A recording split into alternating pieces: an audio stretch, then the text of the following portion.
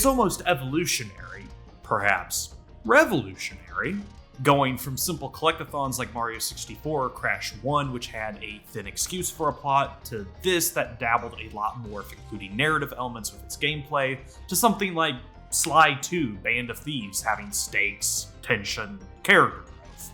You know, a story you can dissect and examine. I figured that if I'm continuing with series that I've already done one video on and haven't continued with until now, might as well give Sly Cooper another bat, especially since all that glazing I gave this game in the previous video. Expect Ratchet and Clank going commando probably next year. To honestly preface this, the later Sly and Ratchet sequels were some of my most rented games. Pointedly, I can easily recall the X-Play showcase of Ratchet Deadlocked, hyping up the Sideways Dual Vipers option, or playing the game's campaign with my brother, and I couldn't tell you how many times I visited the Sly 2 website and watched the behind-the-scenes interviews. Pantslessness was indeed a real epidemic, I tell you what. For as much as I rag on platformers, definitely unduly so, since I know there are gems in the genre, and judging the whole based on licensed schlock or bad experiences is unfair, I sure did play some of the best of the era. Anywho, make sure to like, comment, subscribe, and share the video around. Maybe hit up my Patreon for at least $1 to become a ticket holder to get your name in the credits, additional videos like the thumbnail time-lapses and the Showtime Reels, the scripts in their entirety, and more. Or don't, I ain't your Uncle Rusty. Do people even remember Little Bear? Or Franklin? God, I'm old.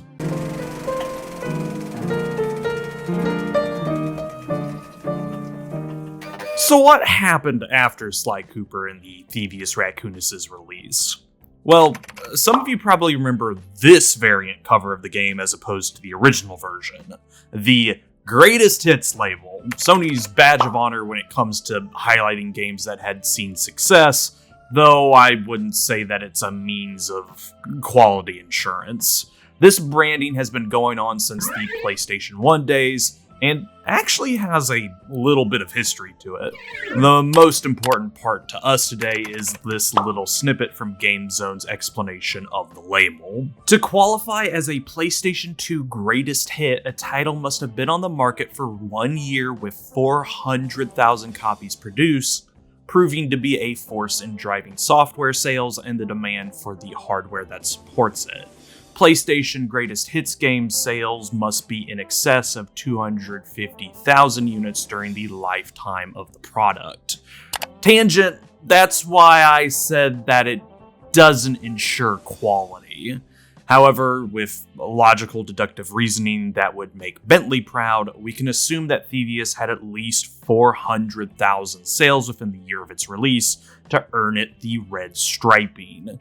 And with the critical reception it garnered from media outlets like GameSpy, EGM, IGN, and Playboy, it's a safe assumption. There's a few numbers I found. The website NextGen Biz estimates that by 2006, Sly 1 had 800k sales with a revenue of $21 million. But without a direct source with definitive proof, I don't feel confident in listing out hard numbers. And that's without going into how the selling practice works for greatest hits games, as they're sold at a staunchly lowered price, around 15 to 20 bucks as opposed to the regular MSRP. What I'm saying is that the numbers, Mason, they aren't the best representatives. One more thing. Since greatest hits tended to be reprints, they were actively sold to help hype up sequels and whatnot.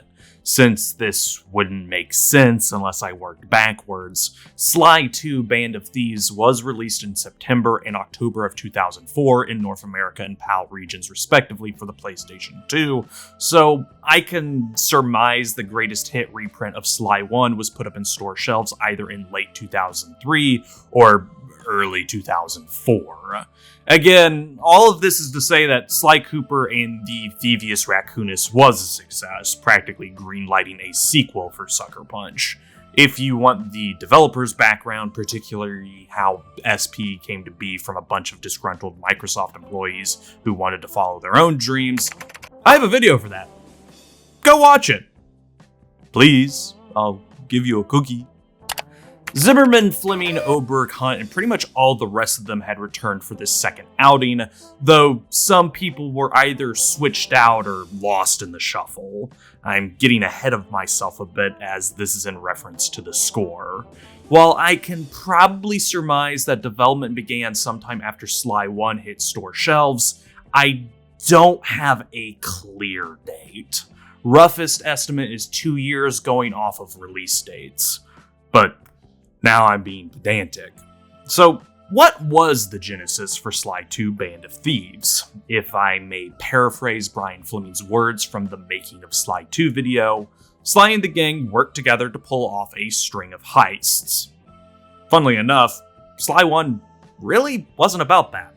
Yeah, Sly was a thief going after criminals, but it was more a revenge story since the Fiendish Five murdered Cooper's parents. And the bit of thieving Sly got up to in Thievius was centered all in the prologue. Stealth wasn't a core tenet outside of avoiding flashlight guards, lasers, and spotlights. A lack of thieviness, you could say, bringing me to the GameSpy interview conducted with designer Nate Fox. When the topic was broached, he had this to say about the design philosophy of Sly 2. Thieviness is anything that makes you feel like a thief. Certain setups, certain kind of emotional connections, make you feel like you're watching from the shadows, like you're empowered to do things and have no one know that you're doing them.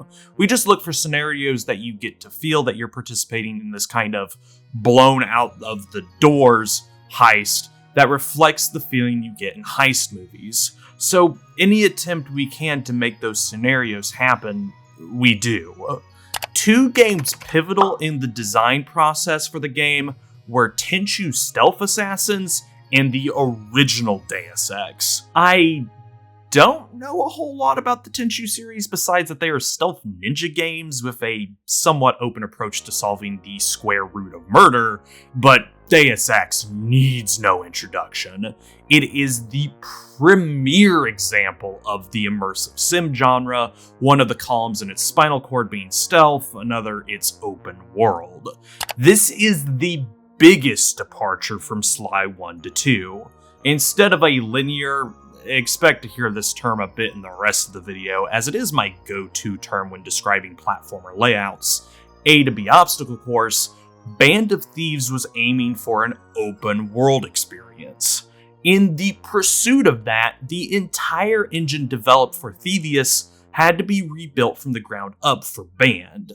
Going over to Game Critics this time, their interview with art director Dev Mandan gives us a bit of insight on the jump. Well, I think this stems from the fact that our game designers designed the worlds as they modeled the environments in 3D rather than on paper. Every tree, rock, or ledge is placed with a purpose. To frame a shot of your next destination, give you a place to hide from a possible upcoming enemy, or give you a good vantage point of your surroundings. Those guys really labor over the details that give the players a great experience. With Sly, they designed the worlds with the phrase, "If it looks like you can interact with it, you should be allowed to," in mind. They treat the environments like jungle gyms for the player to climb all over and interact with. Just from hearing that alone, or reading it in my case, you can see the connective dots to Deus Ex and the approach to gameplay in a non-linear format. Replacing the levels you had to run through in Thievius, Sly, Bentley, and Murray, as the latter two were upgraded to playable with their own strengths and weaknesses, have to complete jobs in order to pull off a finale heist in each world they visit. All the objectives would take place in a greater space than before, allowing for different approaches to be available to the player. It wasn't about going somewhere, but doing something. It goes without mentioning, and they say this in the making of video, heist films were a prominent backdrop for Band of Thieves. So was the real world, serving as both the environments the gang would explore, as you have the nightlife of Paris, the jungles of India, the gothic streets of Prague, and the icy wilderness of Canada, but also as a guide to how things would be laid out in this new structure. How cities laid out in, say, America are different from how they would be in Europe or Asia. You don't want things looking like an inseparable mush with no personality. In another interview with GameSpy, Nate elaborates on this by using Disneyland as a reference point. What we really try to do is provide a sense of immersion in the space, kind of knowing where to go but simultaneously being lost. Ever been to Disneyland? They have these very big architectural guides like the castle or Space Mountain. The Disney people call them weenies, because they lead you over great distances to get to a locale. So we make these big architectural features which are easy to glom onto. The purpose is so that Sly can stand out in the world, effectively placing the most detail off in the distance so that you can use it as a guidepost while exploring, while letting Cooper pop out in the close-up as the objects around him are made to be abstract. The reasoning for this is that Sly should never be less visible than the world he's thieving around in. There's other techniques employed for Band of Thieves. Obviously, Sly and friends pass the silhouette test, with the making of going into how the art team draws that as the first thing due to its importance in animation. And surprisingly, Batman the Animated Series and comics as a whole have a hand in defining the presentational style of the game.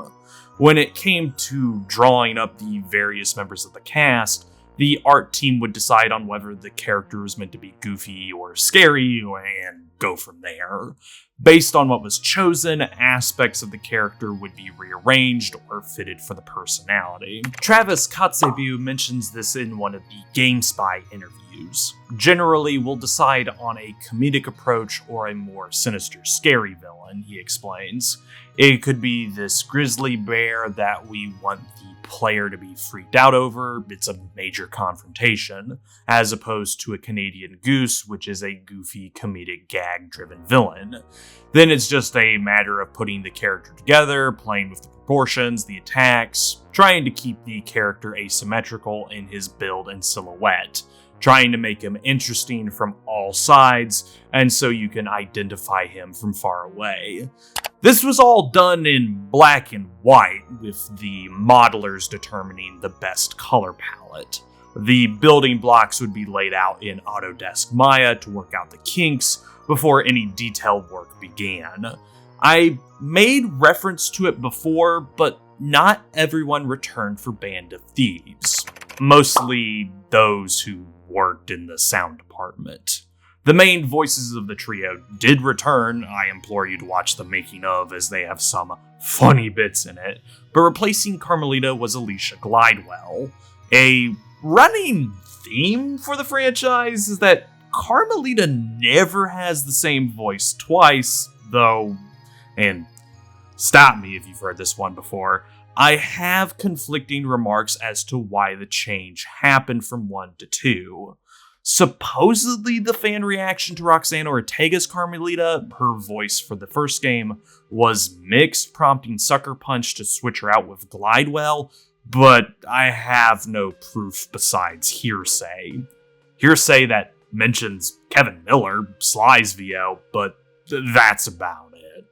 Rumors might as well be citation needed for me, so I won't entertain it. Musically speaking, jazz still held a vice grip on the nascent series, but other genres were added to the pile. However, the composer this time around wasn't Ashif Hakik, R.I.P., but instead Peter McConnell with Bill Wolford, the sound designer. Again, I don't have a clear answer, though I would reckon it's an Occam's razor. People have different priorities in life or schedules that don't line up, so you have to get someone else to do the job. Granted, Peter is a stalwart of the industry. Have you either enjoyed any classic LucasArts point-and-click adventure or Star Wars game, whether standalone like the X-Wing TIE Fighter series or tie-ins like Episode 1 Racer? Maybe you like Grim Fandango. Yeah, Peter was attached to all those projects either as a composer, a sound consultant, or engineer. Except for Grim Fandango, he did double duty as composer and producer. bit of a big deal, as was the position Band of Thieves took for the 2004 holiday season it was going to be released in. It rounds out the Holy Trinity with Ratchet and Clank Up Your Arsenal and Jak 3. In what amounted to a few years, Sucker Punch was already standing with the greats of Insomniac and Naughty Dog as part of the Third Mascot Boom. Of course, not everything made it to the final product, as some things were left on the cutting room floor. Monaco is one of the biggest instances of this, a stage that has a bit of a bizarre history to it. Owing to each Klaww gang member getting 2 stages dedicated to them, Monaco could be theorized as Dimitri's second level, though why it didn't make the cut is where you get the aforementioned strangeness. Some theorize that the level was cut since Band of Thieves was 8 months away from release and the stage was nowhere near close to being finished, while others have stated that it was merely a test level that was never going to be in the game, period. Monaco is mentioned in the cutscene that plays after Black Chateau, as well as showing up in the Sly comic. Yes, there are some comics, but I won't go over them, so I don't know where the grain of salt lies. I've also heard that Constable Neela was supposedly Rajan's daughter in one of the story drafts, but I'll plead the fifth on this. Games suffer from cut content or changes all the time for far too many reasons to list out, so I could be here forever splitting hairs. While I would be using my copy of the Sly collection to record this, I instead used an emulated version of the PlayStation 2 original. Why? Bit of column A and B. It's easier to record as I'm not having to set up the Elgato and my HDMI splitter, which the latter of the two has started giving me trouble that I've yet to shoot, and somehow both my PlayStation 3 controllers are on the fritz. This happened about a month after Ratchet and Clank went up on the channel, and I haven't found an official replacement copy for cheap, nor have sent my 2 for repairs. That fell low on the list of priorities. I mostly use my computer nowadays for gaming, and only bring out my consoles either for recording purposes or to play exclusives, like classic Demon's Souls or Breath of the Wild. I will mention ahead of time, if you see any weird slowdown, that's a quirk of the emulator. Sly 2 doesn't run perfectly, kind of like Ultimate Spider-Man, but I won't hold that against it.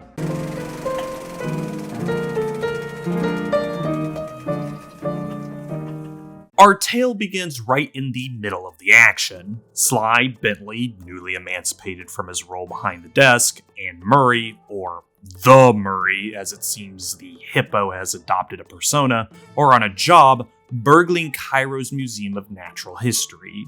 The background seems like someone had the right idea to fish out Clockwerk's leftover parts from his volcano base and put them on display. Not like those would put a target on, and they're already stolen by a shadowy cabal known as the Klaww Gang. At least that's what Inspector Carmelita Fox's newly minted partner Neela suspiciously points out. The two capos set up an ambush to try and figure out who the perps were for this break-in, but Carmelita being her fiery self, she instantly blames the Cooper gang. No matter, a quick getaway back to Paris lets the Band of Thieves regroup and reorient themselves to this new information.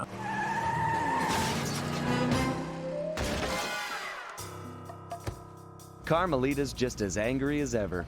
She's really quite lovely when she's angry. And that Constable Neela, was a reference to the Klaww Gang just a slip of the tongue, or an intentional clue? Either way, it's our only lead on the missing Clockwerk parts. Clockwerk. He was consumed with jealousy for the Cooper clan's thieving reputation. Is it inappropriate to refer to him as a monster? No, not at all. What kind of person stays alive for hundreds of years with the express intention of wiping out a rival's family line? Imagine the hatred fueling that first decision to replace his mortal body with soulless machinery. Ultimately, it did the trick. Clockwerk lived on. He caught up with my parents, and I wound up in an orphanage. It's there that I met my pals, Bentley, the brains of our outfit, and Murray, the brawn. They turned out to be all the family I needed. 2 years ago, I thought I'd finished it. How naive to think I could so easily put an end to that kind of hatred. And now he's back. In pieces, sure, but the threat is real. Does the Klaww gang even realize what they've stolen? I don't know what's in my future, but I won't let it be a repeat of my past.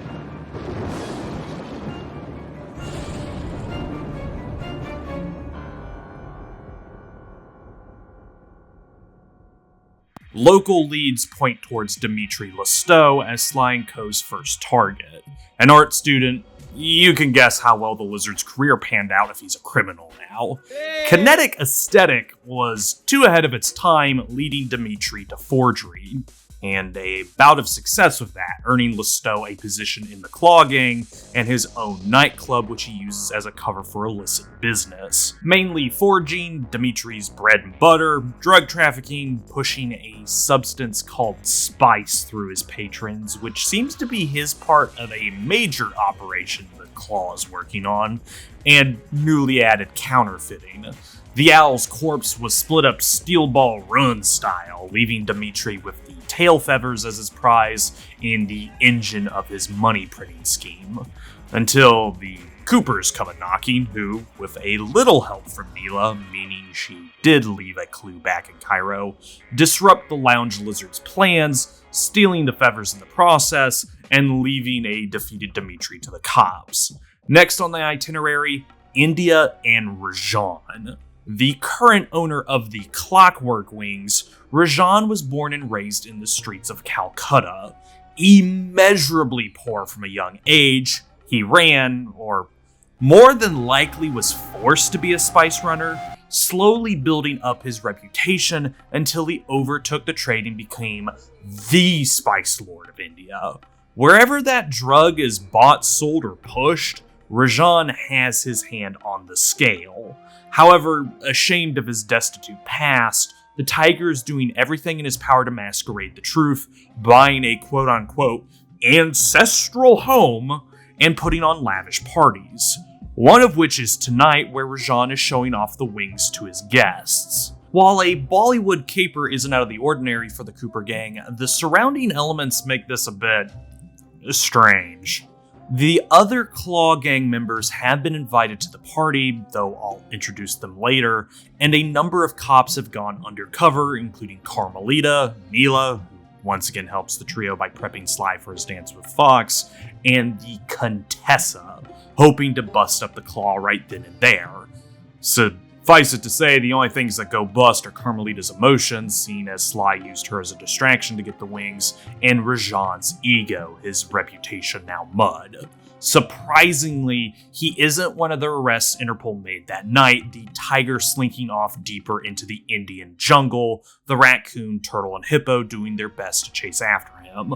All this spice has to be grown somewhere, so why not transform a ruined temple deep in uncharted territory into the hotbed of production? The Clockwerk heart makes this possible, though the Cooper bunch is persistent in their dogged pursuit. This is a case of not seeing the forest for the trees, though. Neela's cooperation with Sly, Bentley, and Murray turned out to be a ruse, as the first chance she gets, she sells them upriver to the Contessa. Well, two of them. While Sly, Murray, and Rajan were busy cracking each other's skulls, Bentley was watching from afar, leaving him safe from the betrayal. But it's all up to him now to somehow rescue the other two. Bentley, not known for his strength or speed, was absolutely terrified being in the field during the Cairo and Paris jobs, and can't drive stick. Though statistically improbable, I had to face the facts. Neela had betrayed us, my teammates were captured, and I was all alone. While intellectually inferior, Sly and Murray had always been a rich source of sociological interest. The long walk out of the jungle gave me time to reflect, and with each passing step, my sense of isolation grew. Shockingly, my comrade's absence had a profound emotional effect on me. This was it. This was the true test of friendship.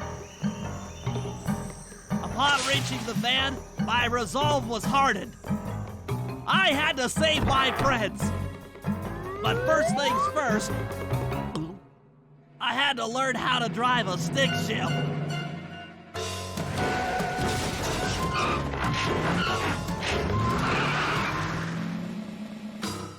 A week of data crunching later, Prague. And some history on the Contessa. She's Interpol's leading expert on hypnotherapy and runs her own prison in the country, owing to the cash allowance she received when the spider totally didn't poison her much older husband. Oh, and a bit of on-site reconnaissance reveals the Contessa's allegiance to the Klaww. She not only brainwashes criminals to earn a steady cash flow from their ill-gotten gains, the backbone of her hypnosis research is banking on spice. Bentley and newly freed Sly, long story short, train car projectile, find that out when they go to jailbreak Murray. Part of the operation was to get the hippo into solitary, but that meant intensive sessions with the Contessa and her mumbo-jumbo, a heavier spice-focused diet, and exposure to patterns of flashing lights. The end result is a hate-filled mind, Murray unable to tell friend from foe until the raccoon and turtle break him out of his stupor. Realizing the jig is up, the Contessa bids the Coopers farewell and flees, locking herself up in her gothic estate. That would make her an easy target if it weren't for the Contessa's heightened security. Word seems to travel fast through Interpol as they've already sent Neela to apprehend the double agent, allotting the Tigress a blank check to spend on a mercenary army. Making matters even worse, for Sly personally and the group collectively, Carmelita has been kidnapped by the Contessa in a bid to manipulate the fox through hypnosis, strengthened by the Clockwerk eyes, into being the fall guy. Pitting two sides against the other has never felt better, nor has stealing parts from a dead owl and rescuing the girl in Sly's case. Laying low to let the heat die out, again, Neela has shown her colors. Sly, Bentley, and Murray resurface in Canada to put a stop to Jean Besson. The shipping baron of the Klaww gang, Besson isn't a man from this century. Buried under the snow since the late 1800s, that's why you'll never see me work anywhere where avalanches are possible. Climate change did its business and thawed him out.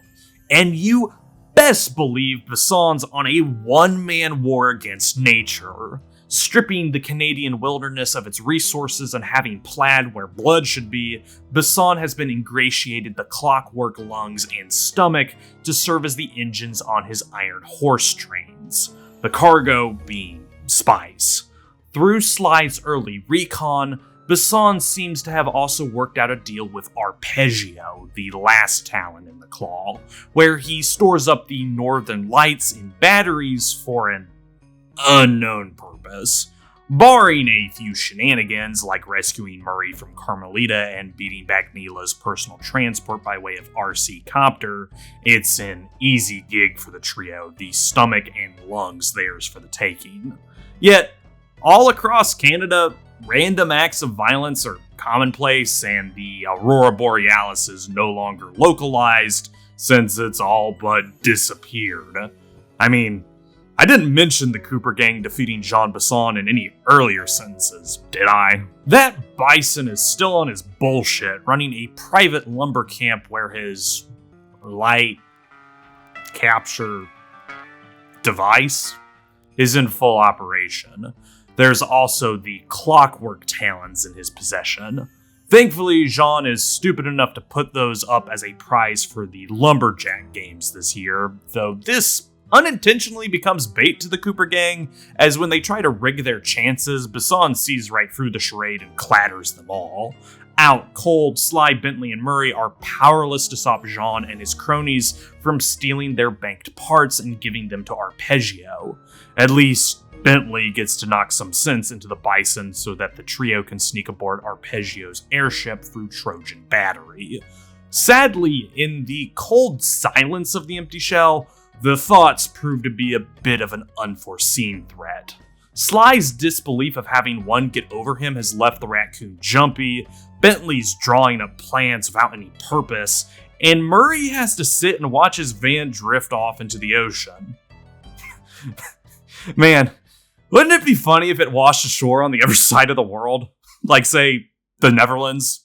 Or China? As we shut ourselves into the Northern Light Battery, it became black. For a few long minutes, we just sat there in darkness. No one dared to talk for fear that Jean Bisson's men might discover where we were hiding. Time seemed to have stopped. And then, we felt it. We were being lifted up to Arpeggio's blimp. It was all so strange. The focus of all our schemes had been stolen from us. Our Clockwerk parts were gone. Looking around the inside of the battery, I knew we all felt it. Failure. I was twitchy and ready for action. Any action. Bentley tried to make some sense of the situation by drawing up meaningless plans. But Murray took it the worst. He just sat there sobbing while the team van floated away over the horizon. That van was his life. I knew I'd have to find a way to make it up to him. With the time spared, the gang goes over what they know about Arpeggio. The brains of the Klaww gang, Arpeggio's youth was spent getting picked last for dodgeball due to his lack of a growth spurt. Cursing his biological incontinence, the bird instead looked towards the past to solve his dilemma while moonlighting as a criminally minded engineer. It is safe to call him the leader of the Klaww gang, his need for the Clockwerk parts revealed during Sly's recon. Arpeggio seeks immortality. Every step the Klaww gang took was, unwittingly or not, fueling the rebirth of the Clockwerk shell so that Arpeggio could take it over. Rajan grew the spice so that he, Dimitri, and Bisson could ship it across the continents, while the Contessa perfected her hypnotism so that enough hate could be produced when Arpeggio unleashes the stored northern lights to fuel Clockwerk's hate chip, his source of immortality. One problem, though, Neela. She too was a Klaww gang member, working overtime to double-cross the rest under Arpeggio's orders. There's a saying, willing to cheat with you, willing to cheat on you. Splatting her boss, Neela fuses to the inanimate Clockwerk body, formally becoming Klaww. All this because you can't fly. You're pathetic. Immortality! Immortality is what I seek.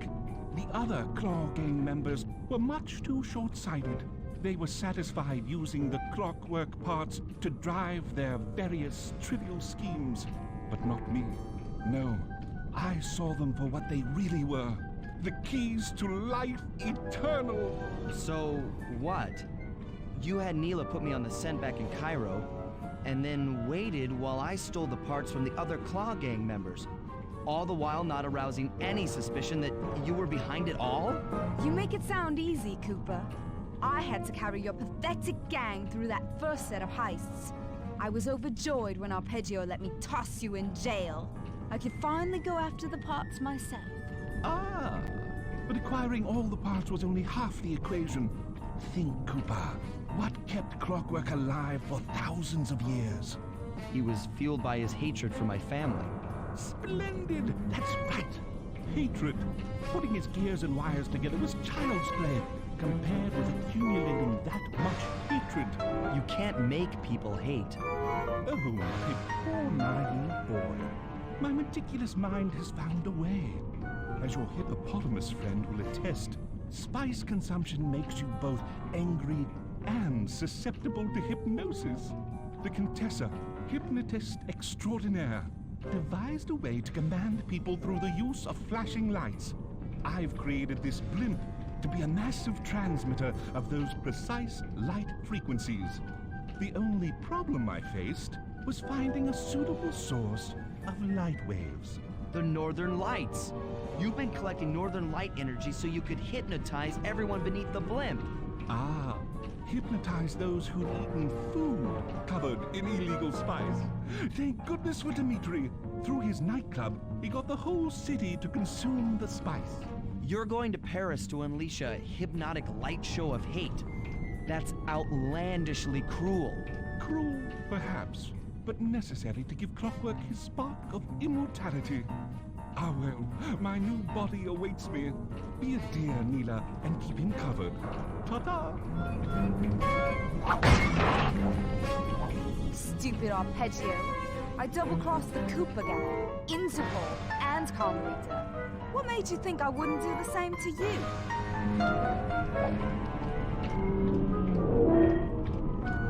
This is preposterous! You're my protege, not the next candidate for my immortality. I demand you exit the Clockwerk frame or...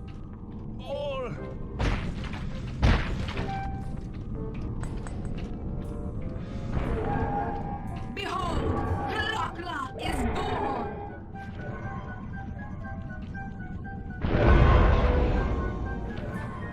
As the airship has a sweet rave date with Paris, Sly, Bentley, and Murray do their damnedest to stifle Klaww's aims, disabling parts of the blimp before Sly calls in Carmelita and her armed helicopter to take the fight directly to the Owl.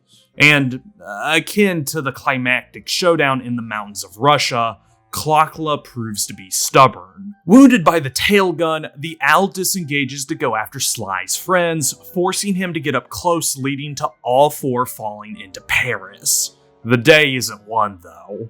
As long as the hate chip continues to process information, whatever spirit embodying Clockwerk will not die.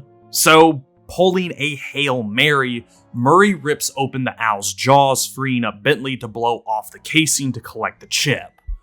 But, as fate would dictate, Clockwerk would leave one more lasting mark on the Cooper gang before being shuffled off the mortal coil.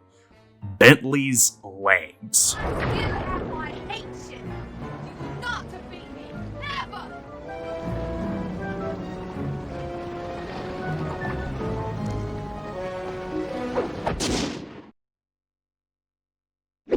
Let's get out of here! She's about to explode! Ah! My glasses! What? Bentley! I'll save you!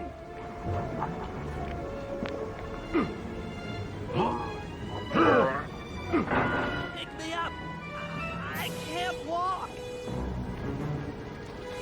Come on, Sly, let's get out of here!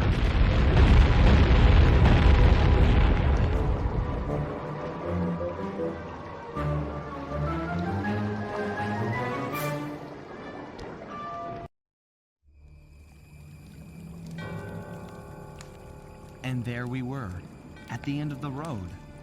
The Klaww gang had been defeated, and the Clockwerk parts lay scattered around in heaps. Yet, despite the explosion, they remained pristine. It was as if nothing could ever hurt them. Carmelita cursed herself for showing up too late to get a few shots in on Klaww. So she took it out on what was close at hand, the hate chip. And just like that, it was over. Without that core piece, that essential center of Clockwerk, there was nothing left. The parts aged before our eyes as if time had finally caught up with the ancient bird. How ironic that Carmelita, a police officer, would be the one to lift the curse from the Cooper family. The menace of Clockwerk would never again rise to threaten me or my children. At the end of everything, Clockwerk has finally been defeated, but at a terrible cost. There's no cause for celebration, not for Sly, Bentley, Murray, or Carmelita. Just drowning silence as the Clockwerk parts decay upon the chip's destruction. Recognizing that his friends are shaken and rattled and that Carmelita will still have to do her duty as an agent of Interpol, Sly offers himself up for arrest in exchange for the other's freedom.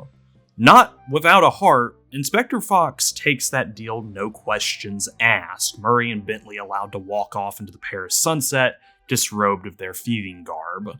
Our story ends not on a completely dour note, however. On the Choppa ride to his booking, Sly and Carmelita begin to bond over past experiences, their techniques, their interests, everything.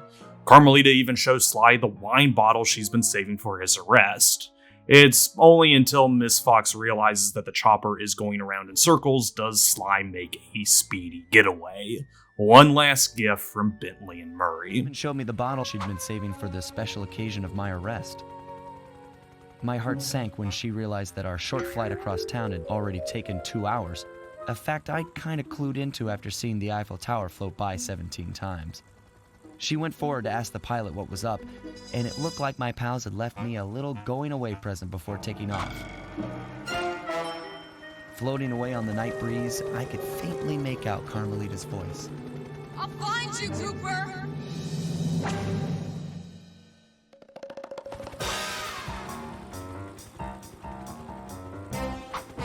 I'll be seeing you soon, Ringtail.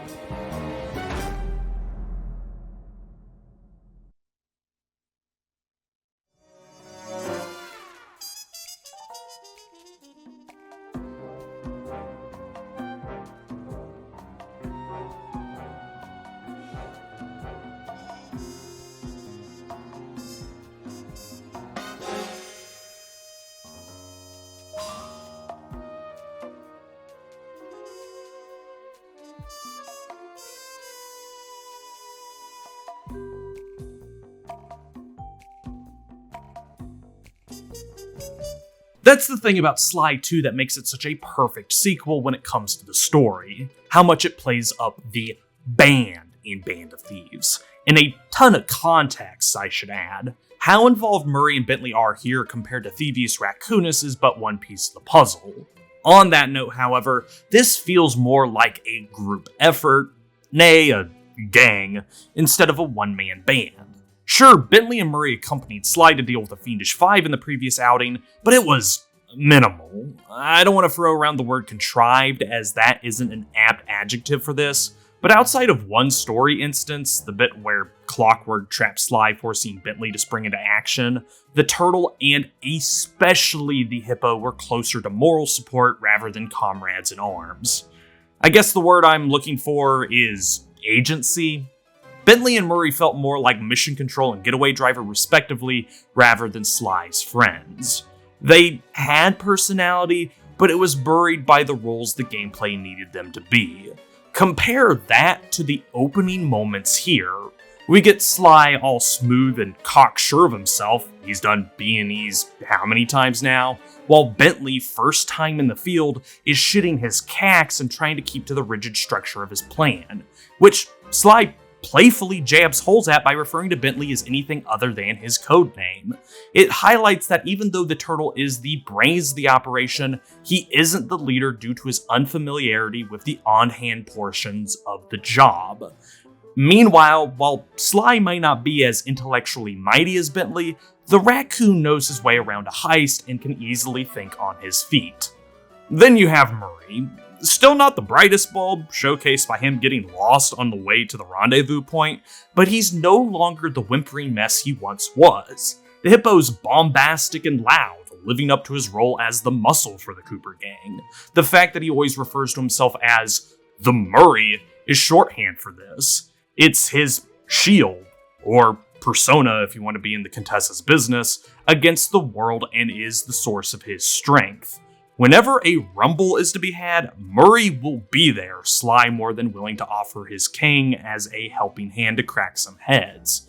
There is unity between the three, in the best of times, like when the trio celebrates after a heist by going camping or by sneaking Murray onto a Bollywood production, and especially the worst. It would have been so easy for Bentley to either cut his losses or let fear take over when Sly and Murray were captured by Neela and the Contessa, which, if I may presume, I think Sly won, Bentley would, since he would have had to leave the safety of the safe house.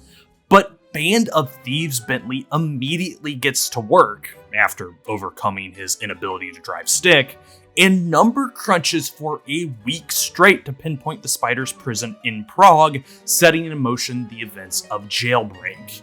If that doesn't show character growth or how fireforged the three's friendship is, I don't know what does. It's capped off by one of the best payoffs for a relatively minor joke. Sly refers to Bentley by his chosen codename of Wizard. Even Murray gets in on this, letting Bentley drive the team van every once in a while. That's a lot of trust the hippo puts onto the turtle, as the van is Murray's baby. He doesn't just let anyone take it out for a spin. And one of the few times he's emotionally devastated is when the van drifts off into the great unknown, so you tell me how protective Murray is of it. Man would kill and or die for that van, much like he would for his friends. And it goes without mentioning that the only reason why the heists go off without a hitch is because of the trust the three have in each other to do their parts, whether in lockstep or when improvising. That's what makes the ending bittersweet in the best way possible, highlighting how tight the trio are. Sly, Bentley, and Murray, through thick and thin and with the power of teamwork, have finally managed to destroy the source of Clockwerk's immortality, the Owl's legacy no longer a looming threat over Sly's family, but the cost paid was steep.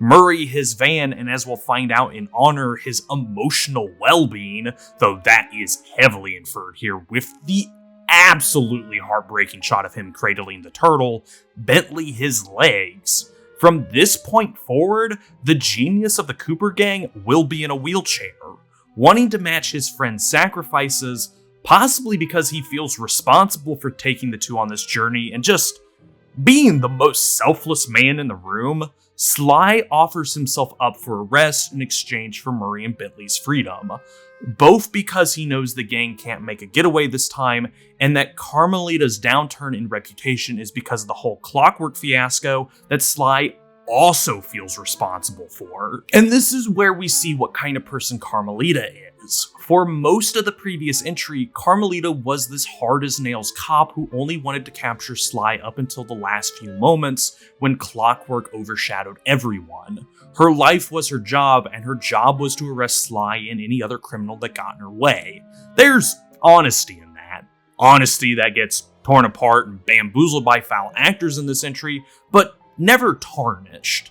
When she could have booked the whole entire band and gotten an even bigger promotion than she received, Carmelita let her empathy shine through and let the two worse-off members of the Cooper gang walk off into the sunset.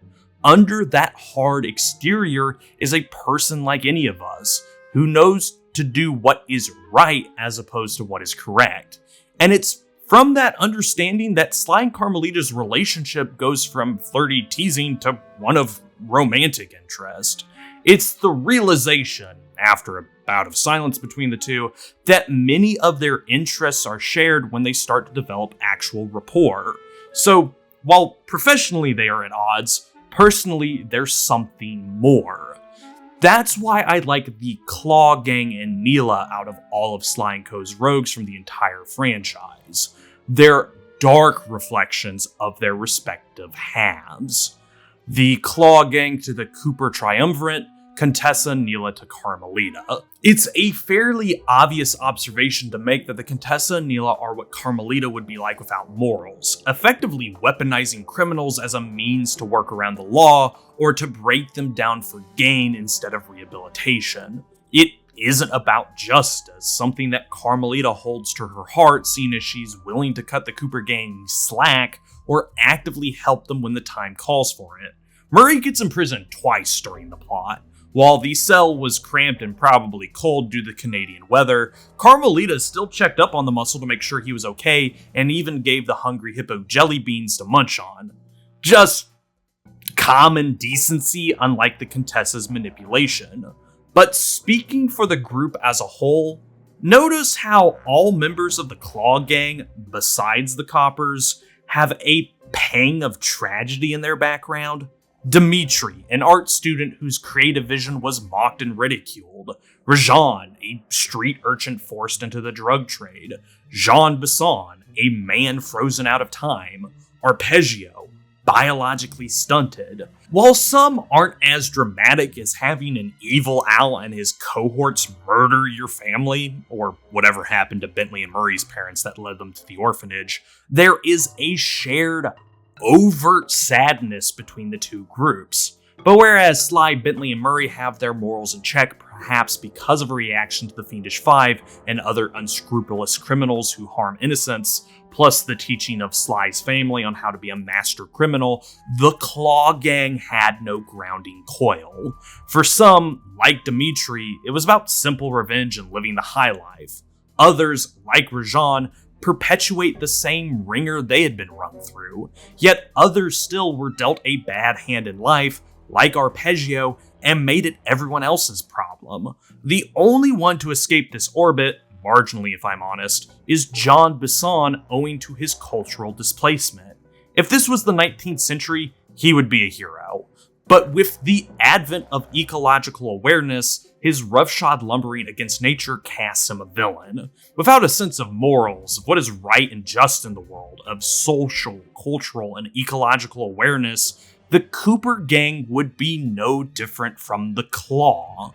But to extend that even further, the Klaww is the Cooper gang if the latter didn't trust each other. None of the Klaww gang members actively work together like Sly, Bentley, and Murray. They're all off in their own parts of the world working on their own schemes, which just so happens to line up with Arpeggio's master plan of immortality. A plot that, outside of Arpeggio and Neela, none of the Klaww members know about.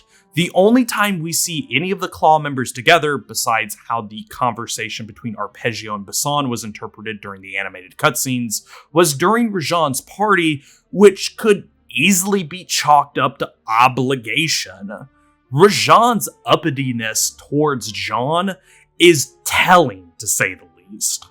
Is this a gang with close ties, or a loose confederacy of criminals symbiotically profiting off each other? There's no chemistry to be had, the death knell being that Arpeggio, via Neela, betrayed all the other members only to get betrayed by his co-conspirator. That's the lowest trust environment I've seen, and I rag about Web 3.0 on occasion. It's not even fair to compare the Klaww to the Coopers with all the examples I've given above. Even when plans go awry or an audible is being called, like with the finale of Tangled Web or Menace from the North, there's still an implicit trust between the trio that can be felt. Almost like the Cooper gang is made up of friends who value each other's judgment. You can say with Sly, Bentley, and Murray, there is honor among thieves. Outside of the grandiosity of what they are unknowingly working towards, the Klaww gang is barely above being petty hoodlums. I think that's why I gravitate the most towards Dimitri. He's at least somewhat aware of his lot in life as a criminal. Self-aware might be giving the lounge lizard too much credit, but look at his station compared to the others. For all the cultural sway that Rajan has, he's still that Johnny-come-nobody playing dress-up trying to convince himself that he came from royalty. For all the discoveries she's made in hypnotherapy, the Contessa is only employing her mind control as an alternative to simple interrogation and torture tactics. For all the technological advancements available to him, John Bisson is stuck reenacting the pioneering years for what? Pride? For all the technological advancements he made, Arpeggio is still reliant on a centuries-old bird and his hate chip, a discovery he himself did not make. And for all the glory she gained, Neela just couldn't settle for what she had, her taking of the Clockwerk body feeling so spur of the moment. It feels like there's a tension eating away at the Klaww gang members, that even if they had their victory, a little piece of them would still fester and rot in mental and emotional turmoil. It would never be enough. All besides Dimitri, he doesn't feel internally consumed like his compatriots. You could poke all the holes at the lizard's enterprise of how it's an extension of his forgery.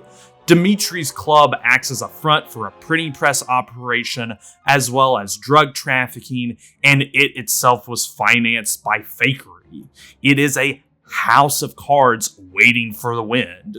I legitimately think that the lizard doesn't sweat those details. Dimitri's about the moment, not obsession. Note how after he got his revenge, the art world kinda drops from Dimitri's radar. That's how the cutscene frames it anyway, almost as if he realized he could make mad bank forging and didn't need to prove anything to anyone. Unlike how the rest of his colleagues can't let their ticks go. It's what stands him apart from the other Klaww gang members, but also Sly in some regard, seen as Clockwerk's demise practically becomes an obsession to Cooper. One that I've already mentioned does do some damage, even if it was necessary to rid the world of a great evil. Incidentally enough, this ties back into Clockwerk himself. Wasn't he overtaken by obsession? That's what connects everyone together, for good or ill. It's what allows our heroes to push forward, fighting the good fight against the impossible. In the same vein, it makes our villains pitiable and pathetic, unable to see the forest for the trees. Another reflection in this multifaceted mirror.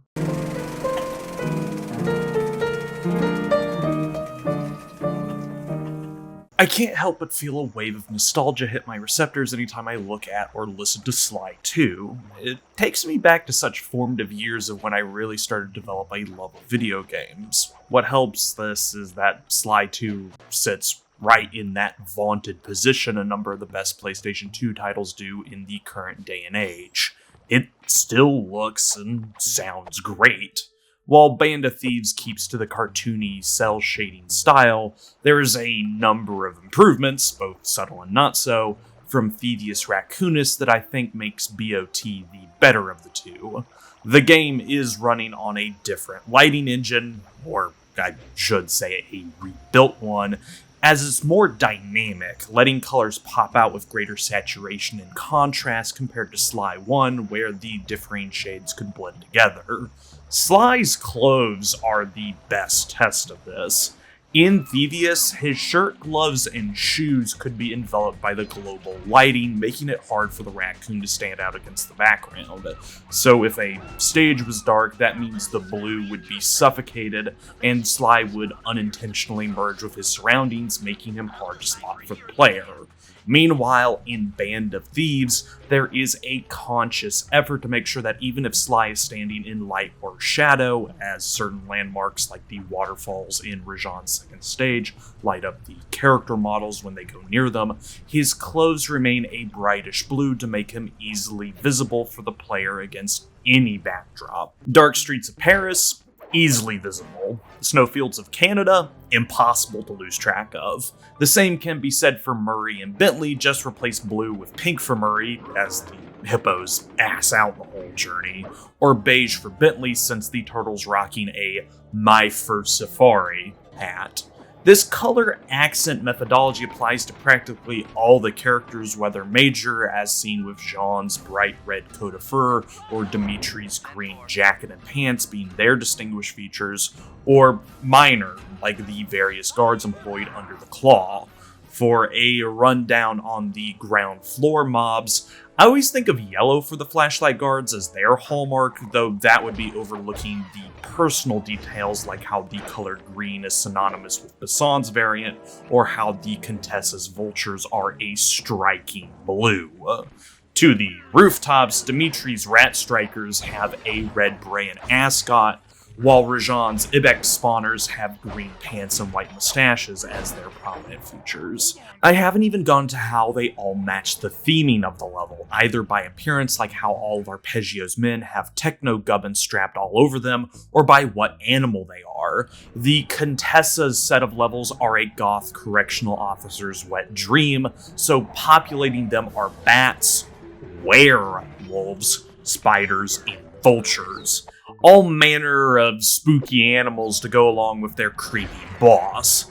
Sometimes both mindsets are in play, as I'd be remiss to leave out that Arpeggio's blimp is exclusively manned by birds of equally diminutive stature to mirror their employer. For God's sakes, the flashlight guards are wearing stilts to appear taller. Sucker Punch even found the time to throw in a bit of wordplay. For as little we see of the Cairo museum guards, they're all pigs. Man, I hope when I get to it, I don't have to explain the joke of Carmelita's mercs and Honor being apes. Otherwise, comedy is truly dead. Back on topic, so even when a level is an intricately sprawling affair, which all are, important visual aspects don't get lost in the sauce.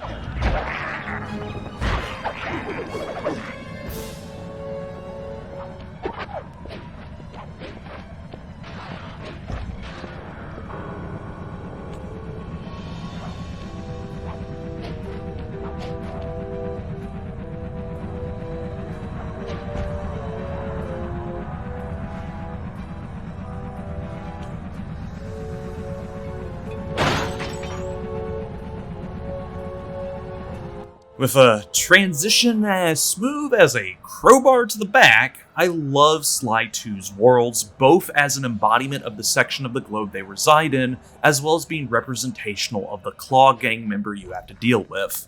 Can I just say that Paris might be one of the best starter levels in the whole medium? It captures both an energetic vibe, owing to Dimitri's bumping discotheque, as well as that classic caper mood. Remember, Sly and them are based out of France, so the city is equally home to them as it is Dimitri. Think about the scene before you. Stroke of midnight. Moon at the highest point in the sky bathing the dark and shadowy streets in dim light. All the decent folk are in bed or enjoying nightlife, while criminals are prowling around to commit their deeds. Somewhere, a heavy beat is blaring from a club ripe for the pickings, as not but the ambience of the city sets the stage for the events to unfold. That is, in essence, something ripped straight from out of a heist story. Ocean's 11, maybe? I don't watch or read this genre all that much. That you can fully explore with few boundaries. But let's not completely gas up Paris, as you could legitimately take your pick of which world is the best. Rajan's levels nicely personify the tiger. India 1 is this regal front, a swanky private manor with its own burg and guest housing nestled somewhere in the thicket of the jungle, the roots encroaching as if to hint towards the shadowy and brutal nature of Rajan. The riches are a facade he's putting on. He's more at home in his hidden temple where the predator can be free. It's ironic that an ancient temple lost to time and undergrowth is more honest on the surface about who Rajan is as a person than the life of luxury he's trying to persuade others that he has. You can apply this mindset to the Contessa as well. The front of a supermax correctional facility hides all the twisted fascination of dominating the mind and the worrying proximity the double agent has to the supernatural. While Jailbreak and Tangled Web both have the gothic overture, it feels rightfully odd in the former because isn't the Contessa supposed to be a member of Interpol? Dower should be minimum, it's a prison, not a vacation home, but to go fully medieval? Tangled Web subsumes this disconnect entirely, the centerpiece a centuries-old eerie castle that you'd swear was haunted. You've heard, though, haven't you? Rumors of the Hamlet's Contessa? How she kidnaps those lost to the cracks of society, perfecting her ability to melt the mind. Those are the vibes I get from Tangled Web. On the flip side, while Jean Bisson's Canada definitely pays lip service to his war against nature, especially with Menace as you see all the damage he's wrought, there's a strangely cozy vibe to the winter tundra.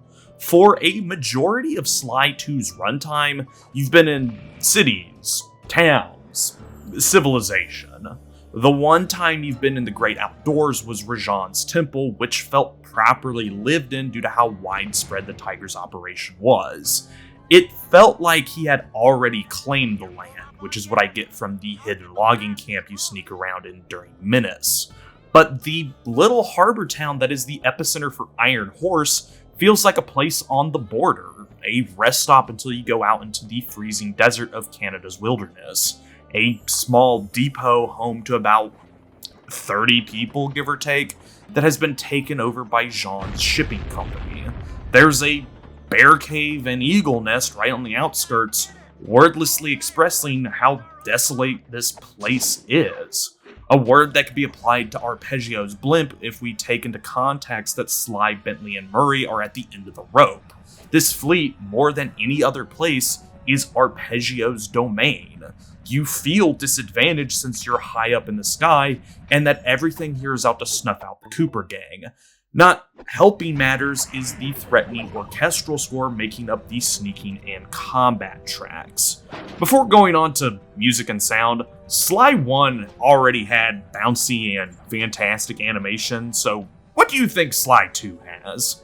All the personality the cast has is captured in how they move and interact. Sly's basic walk having them do a low-profile saunter to enhance his sneakiness, while his run was his original walking animation from Thievius. He's still got that cool and above-it-all attitude, highlighted by the smirk he's usually wearing. Though when you see it come off, you know something is up. Murray feels like he's about to trip on himself while he's walking, as if stealth is a foreign concept to the hippo, but when he legs it, you can tell he doesn't skip on his regiment. That said, his idle animations kinda play up his fish out of waterness, as he's constantly looking around wondering if he's been spotted or not. Bentley carries all the world's nervous energies on his shoulders. His sneaking stance is a bit awkward, while his run is a mad scramble. He would prefer to look at and consult his blueprints, which make up some of his idle animations. Guards, meanwhile, while carrying out their rounds, can be seen doing a number of activities like yawning as if they've been working a long shift. Sly 2 looks like a playable cartoon in motion, with all the 60s Batman audible sound effects coming out of defeated enemies or how exaggerated things are. When guards search for Sly and the gang, they have these very deliberate neck turns and cranes as if to exclaim to everyone in Row Z how hard they are searching. But for real though, the music and sound in Band of Thieves is top notch. One word. Baseline, or 4 if I include these 3, dynamic backing tracks. How Band of Thieves keeps track of whether you are in stealth or not is tied to the music and sound.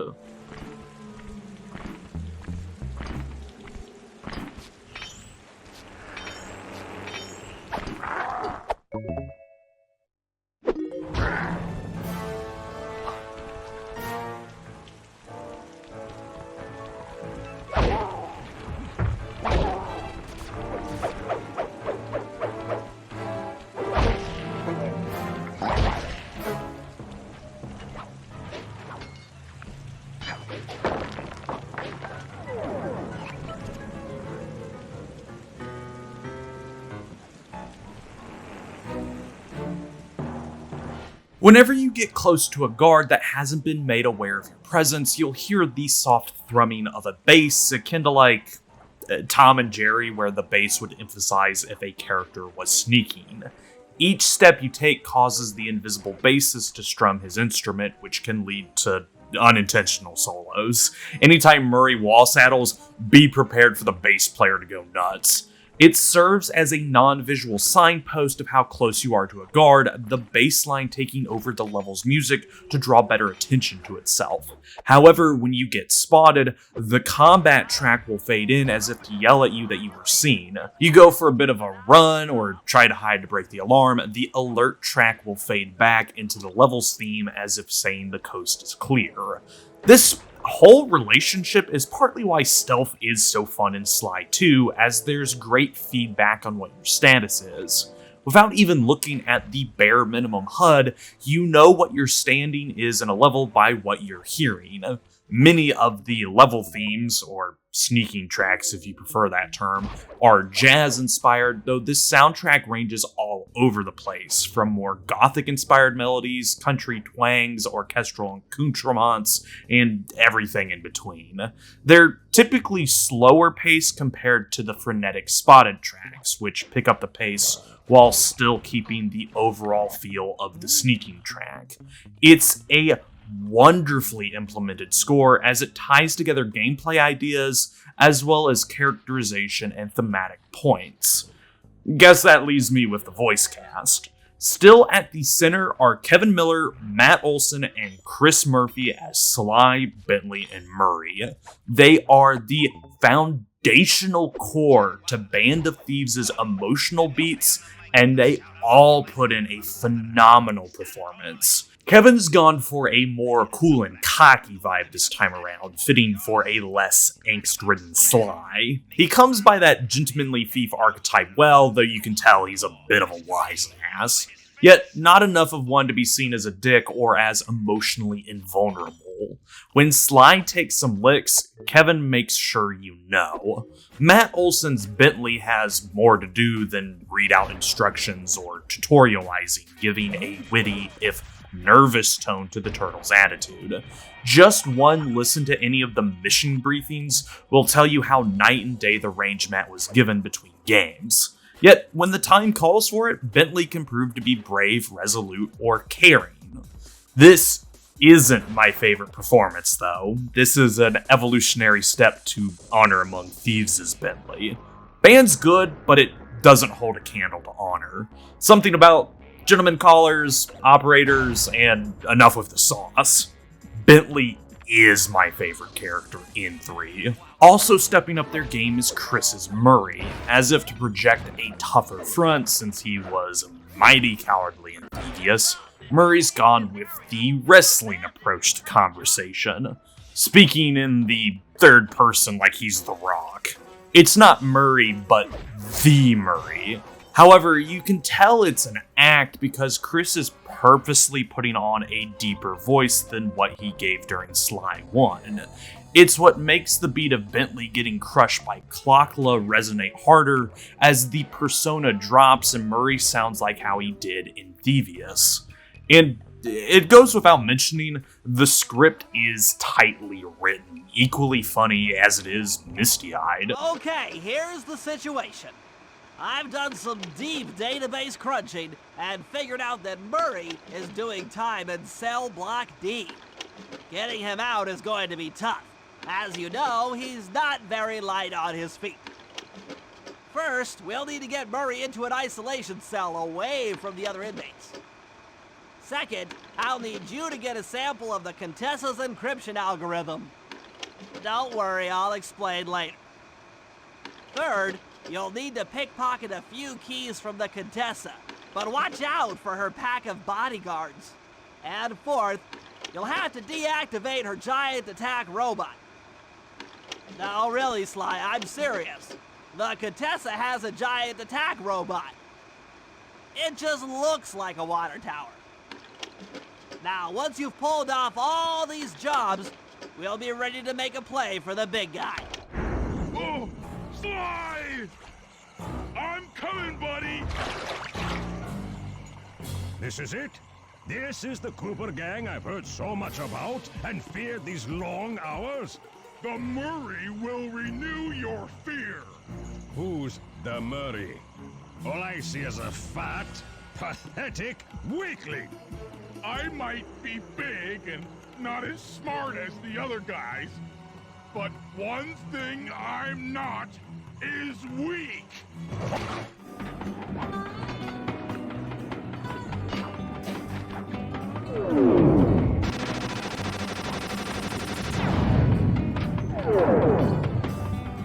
Hey, Cooper. Thought I might find you here. Just can't stay away from these Clockwerk parts, can you? No, I just do it to meet exciting ladies like yourself. If you'd like some excitement, why not climb up on top of the train? I'm sure to get your heart pumping, maybe even show you my new ride. No thanks, Neela. I've seen enough already. What's the problem, Poodle?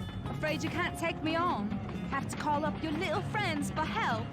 Come in, little friends. Neela's got me pinned down. Any chance of air support? I've already launched the RC chopper. She won't know what hit her. Come on, Cooper. Let's play. What in blazes? All right, little RC friend. This should be a quick bit of destruction.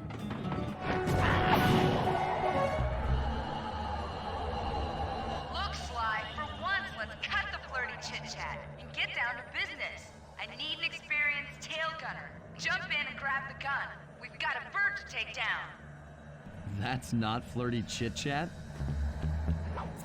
Replacing Roxana Ortega as Carmelita Fox this time around is Alicia Glidewell. I can say for a fact that out of the whole series, including Thieves in Time, this is my favorite voice for Carmelita. It hits that perfect balance of strong and commanding while not going too overboard. She's rough and gruff as a copper should be, but there's a hidden heart of gold that we finally get to see a peek of. Carmelita's not single-minded, and Alicia gives her that bit of humanity that separates her from the Cooper gang's rogues gallery. Like Neela, also voiced by Glidewell, who starts off as the calm, analytical one of the duo before spiraling into madness. Outside the quartet, the rest of the cast gives a strong performance overall, if some having a lack of screen time. Sorry, Sam A. Mowry, seeing as he only has about 2 paragraphs of dialogue as arpeggio, but I do like the understated detachment the British bird has. He gives a motive rant about immortality as if talking about what he's buying at the store, like Arpeggio knows his plan is airtight and won't fail. Ross Douglas's blunt demeanor as John Besson hides his surprising intellect. He is a Klaww, after all, meaning he knows enough about crime to earn a seat at the table. and when all else fails, a threat here and there works on the easily intimidated. Gloria Mannon's Contessa has all the creepiness you want in a character such as the Spider, the blatant monotone acting aside the Contessa's interest in cerebral tampering. She lacks emotions, yet is adept at controlling others. But I've put it off long enough. David Scully as Dimitri. Oh, and Rajan, but I don't find him nearly as interesting as the others. In fact, I think he is the weakest talent in the Klaww because we don't really get interactions with the tiger. He's pompous and full of himself, but so is Dimitri. And Dimitri is this goofy, fast-talking forger with a love of partying who exclusively learned English through hip-hop music videos that doesn't like it when you diss his style. If he wasn't criminally minded, you wouldn't know he was dangerous. He's a weirdo and I love him. Guess who I also like in Honor Among Thieves. In conclusion, presentation's alright, isn't it? No, seriously, Sly 2 is in the forefront of what I think a PlayStation 2 game should look and sound like, next to SMT Nocturne and the Silent Hill series.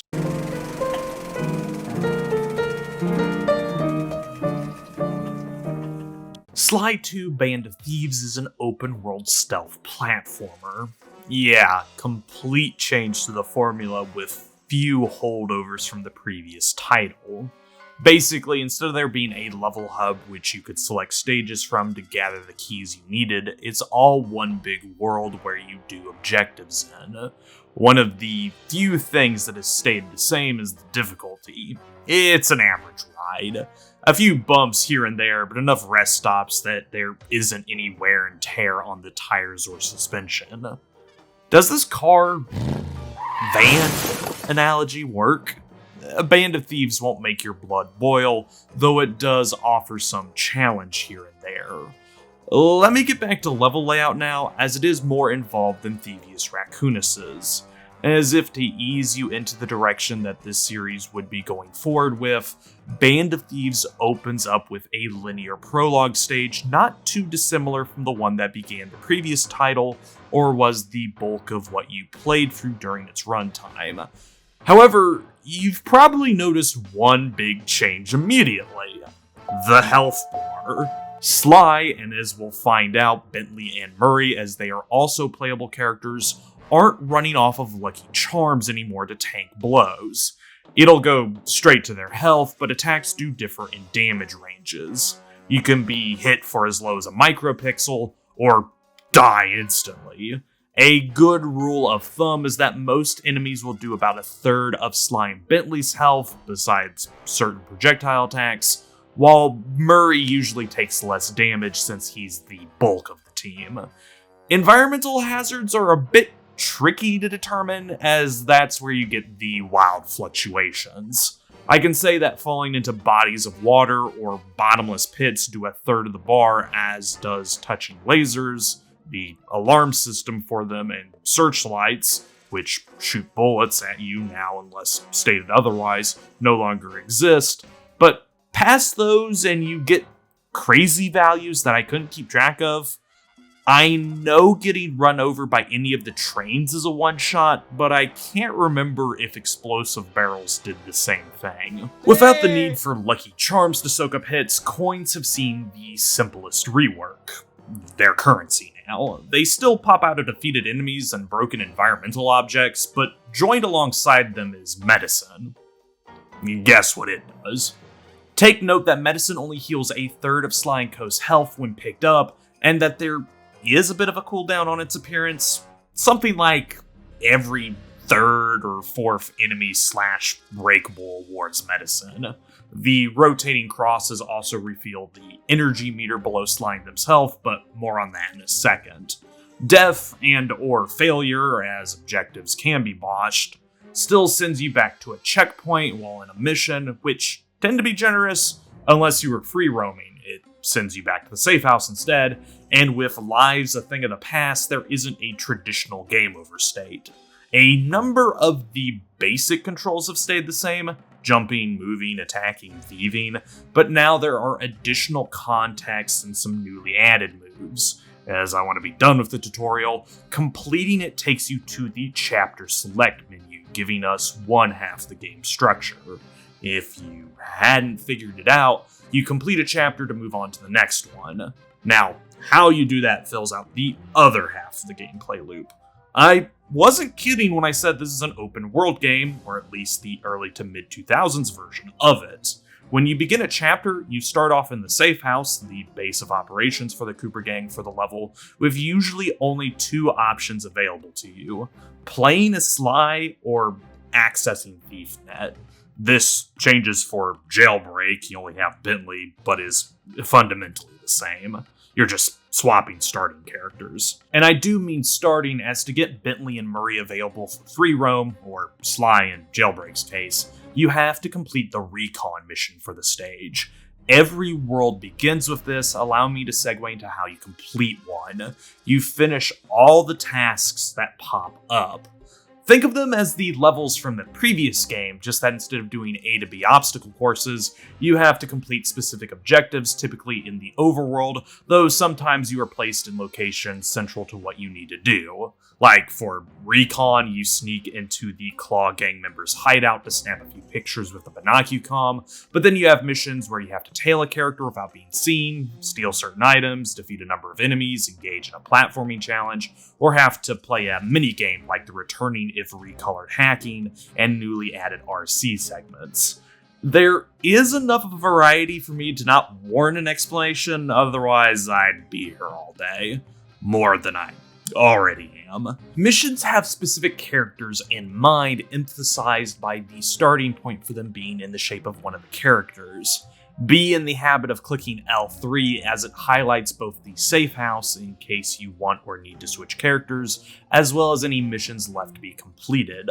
Other than that, you are free to tackle progress as slowly or quickly as you want.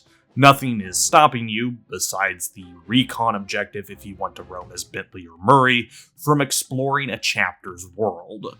Believe you me though, you will want to rummage around not only to get a lay of the land, but to find the various hidden goodies. Those being the 30 clue bottles native to each world, as well as the pieces of art that you can trade in at ThiefNet for buku bucks. Yep, clue bottles make their return, though since they're central to the world as opposed to level, the safe that contains the awarded ability is hidden as opposed to being at the end of a stage like in Thievius. Most of the time though, a task will take you by it so you'll know where it is. Art pieces meanwhile require you to return them back to the safe house, sometimes under the duress of a time limit, without getting hit. Otherwise, the valuable is destroyed and respawns on its pedestal. These aren't the only goods you can procure on site, but this leads me to talking about the stealth in this stealth platformer. Guards are still split between flashlight and not. For a breakdown, worlds have a maximum of 3 enemy typings: flashlight, striker, and spawner, but they all have a field of vision/hearing. They don't automatically see you. For flashlight guards, it's their light, so nothing's changed, but for the striker and spawner, it's about a few feet in front of them.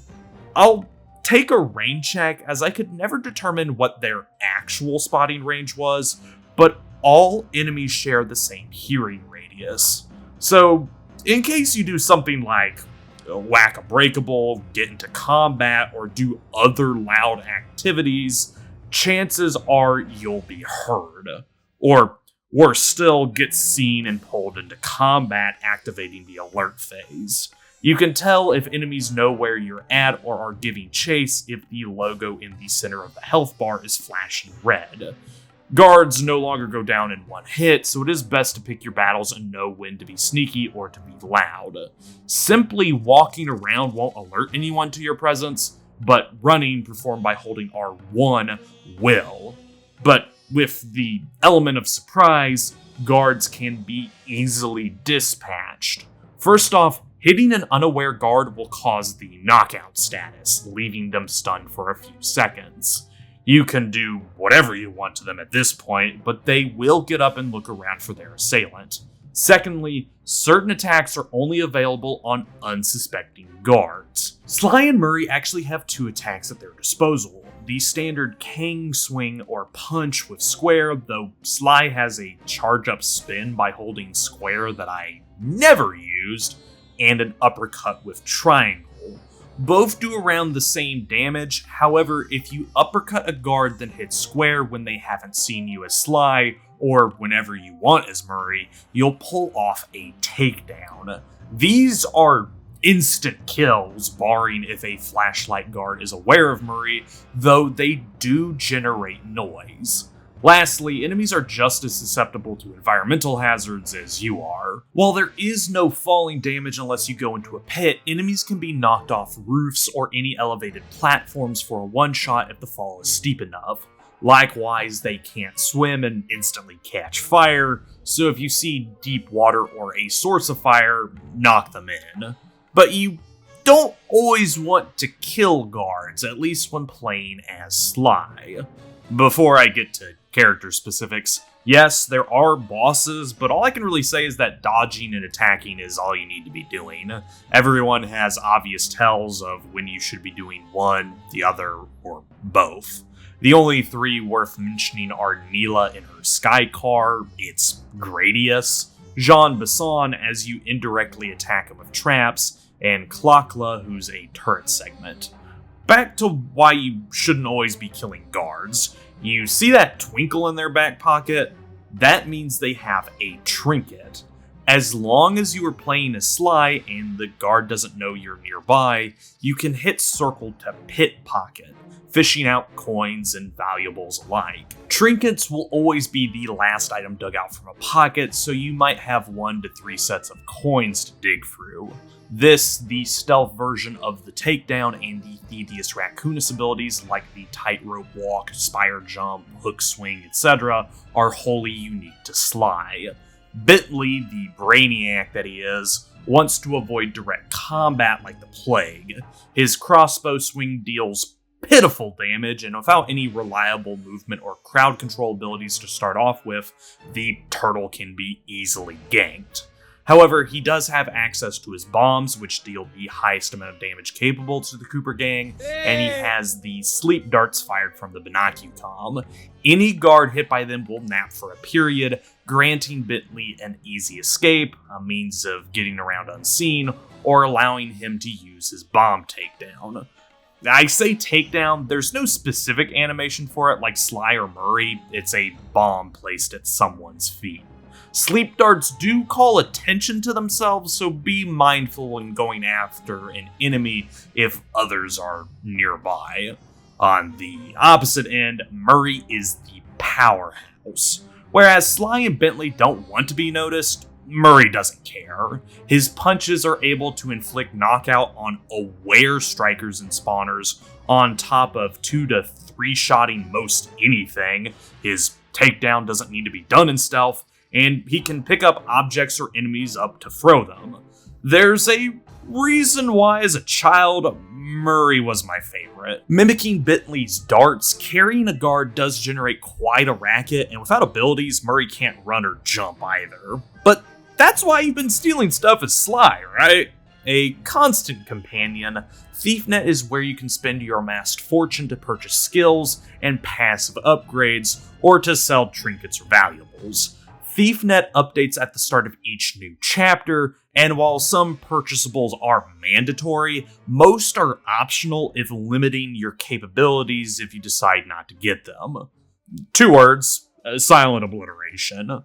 If you hadn't surmised, abilities are split between active and passive. Passives are always active? So things like long toss, atlas strength, silent obliteration, while actives need to be assigned to a button, those being either L1, L2, or R2. 3 can be equipped at the same time, though at what rate they drain the energy meter can be variable. Some don't consume any, while others a marginal or large amount. Be on the lookout for medicine, as that's the only way you can refill energy. Last on the docket, as I'll talk more character specifics in the next tab over, there are a few cheats you can input on the chapter select screen.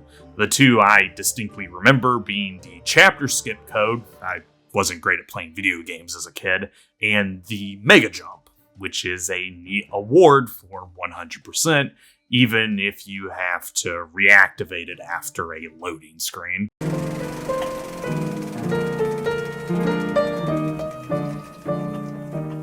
While there are a few places I could start, let me begin with the three characters central to the game: Sly, Bentley, and Murray. Outside of a few shared controls and abilities, all function and play differently from the other, helping them to stand out.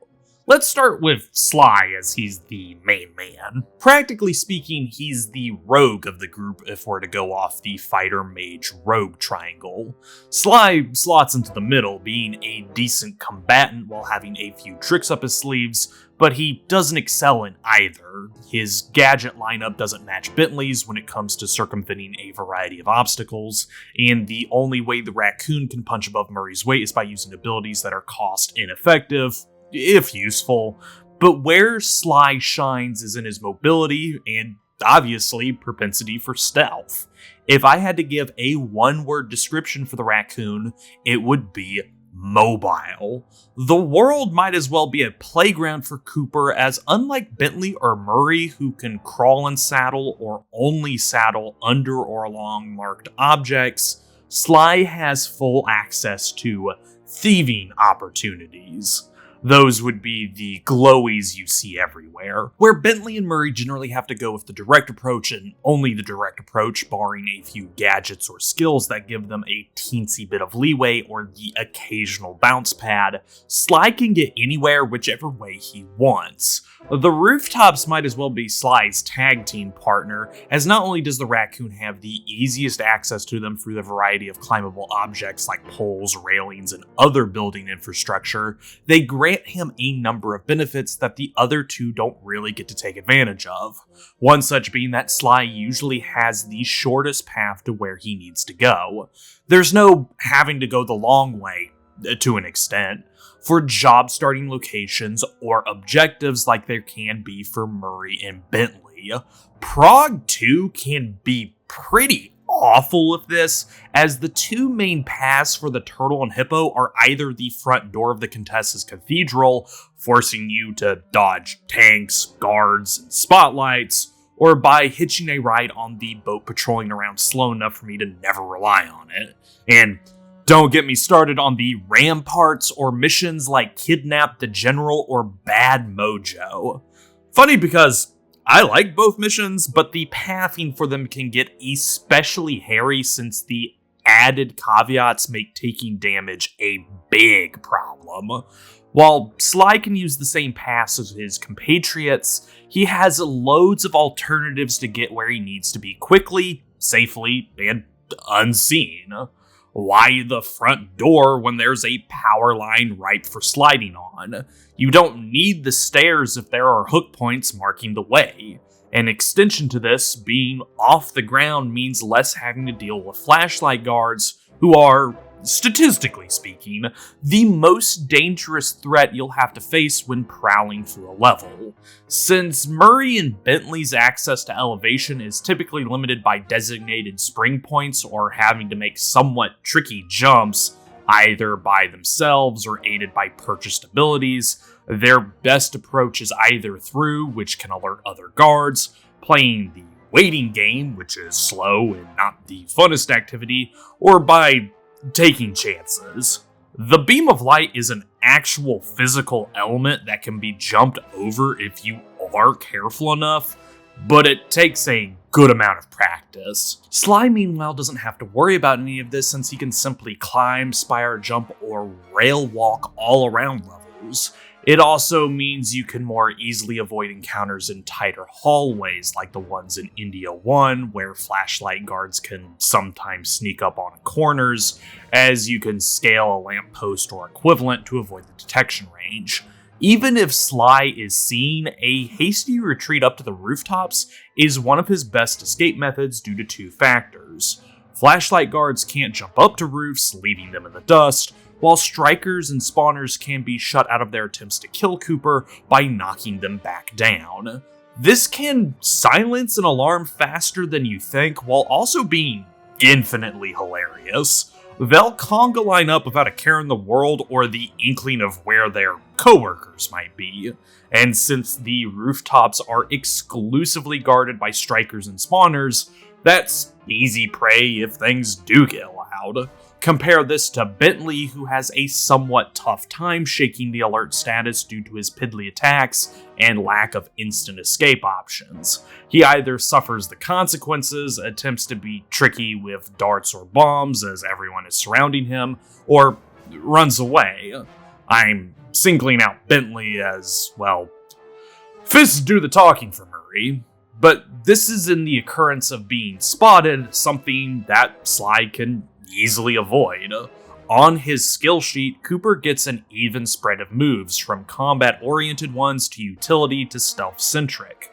Items like the alarm clock or its upgrade, the music box, are effective lures, dragging away guards from wherever you don't want them to be, to either slide on in, do a takedown, or pickpocket.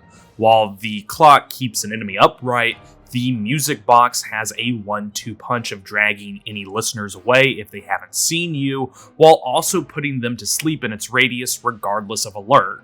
So you can do intentional tactics, the above example, or be cheeky and throw one out during a scuffle. Suddenly, everyone's getting all eepy and ripe for instant kills. Pairing this up with the silent obliteration, which makes Sly's takedown completely silent, you can clean out a whole battalion of dudes without anyone being the wiser. There's a reason why as soon as it becomes available, I try to get silent obliteration, as it helps with the harder stealth missions natural to Sly's gameplay. And just being able to get rid of enemies without any sound is phenomenal to have when you're exploring around not wanting to get into constant fights.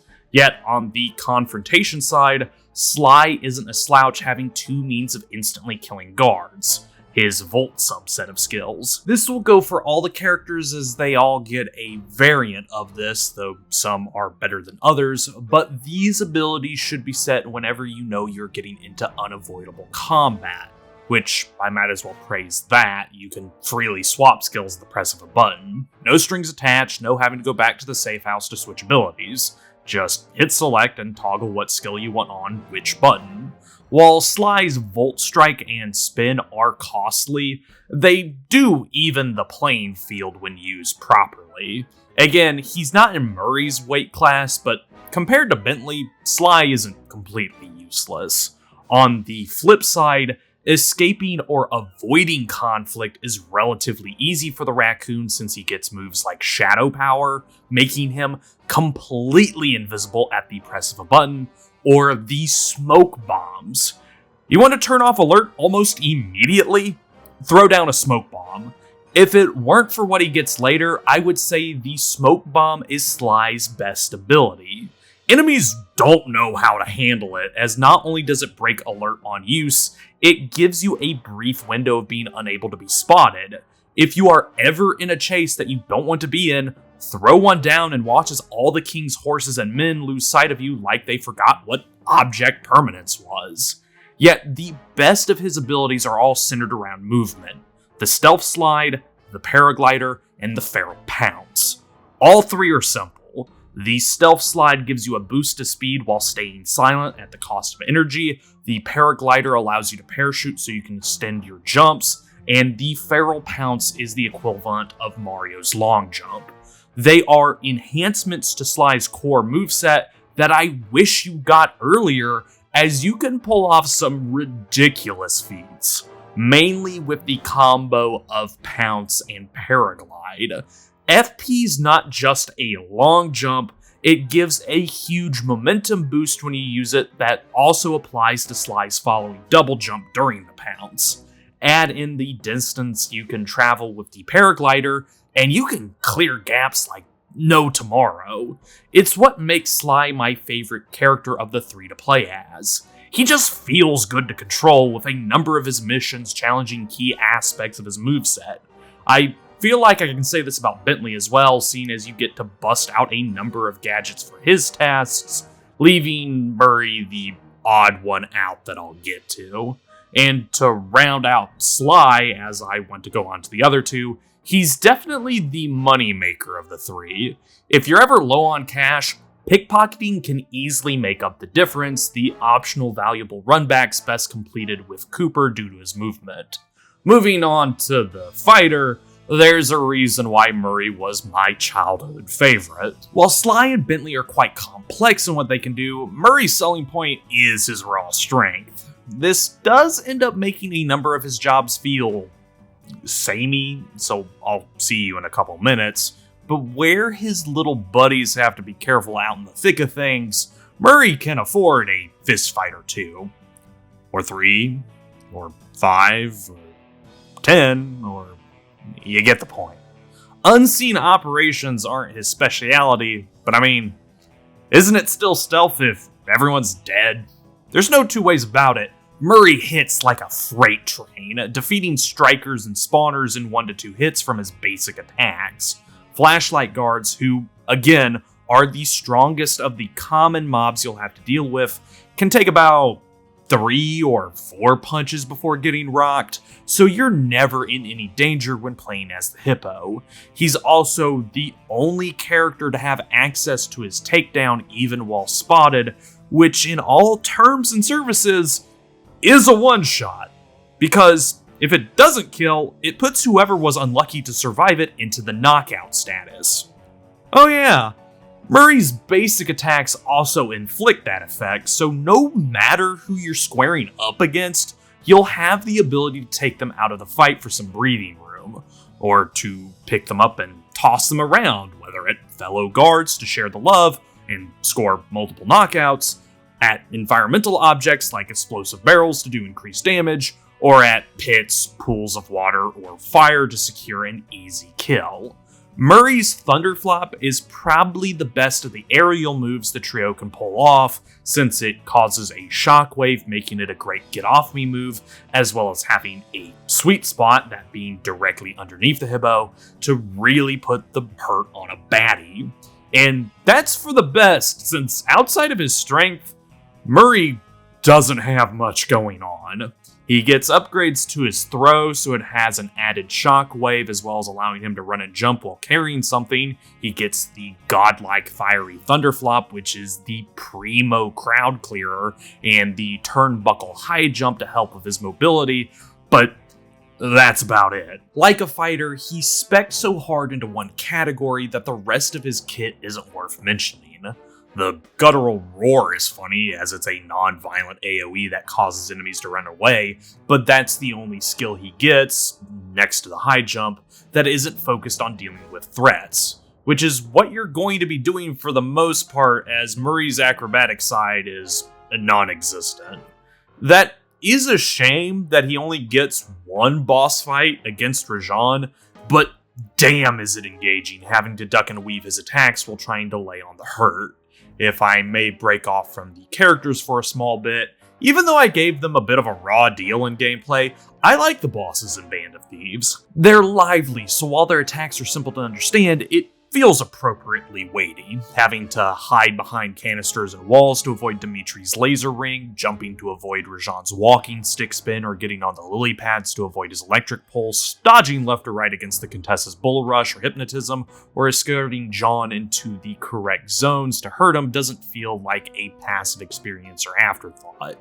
In fact, the only boss I could give a dishonorable mention to is Klaww, but only on the gameplay front. It's a turret sequence for the first half, one that has a bit more engagement going on, keeping track of the various projectiles you'll need to counter, but turret sections are kinda hard to elevate.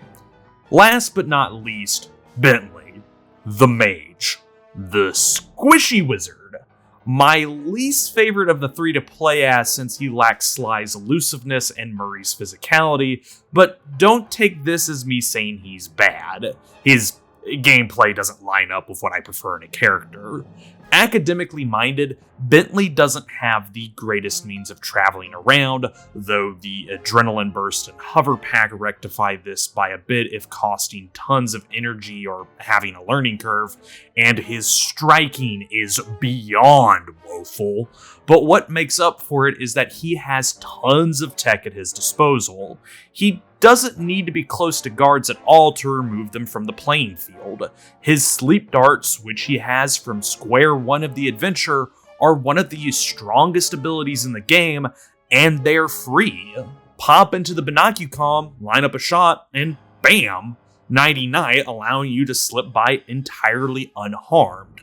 And the range on these is crazy, allowing snipes from the grassy knoll.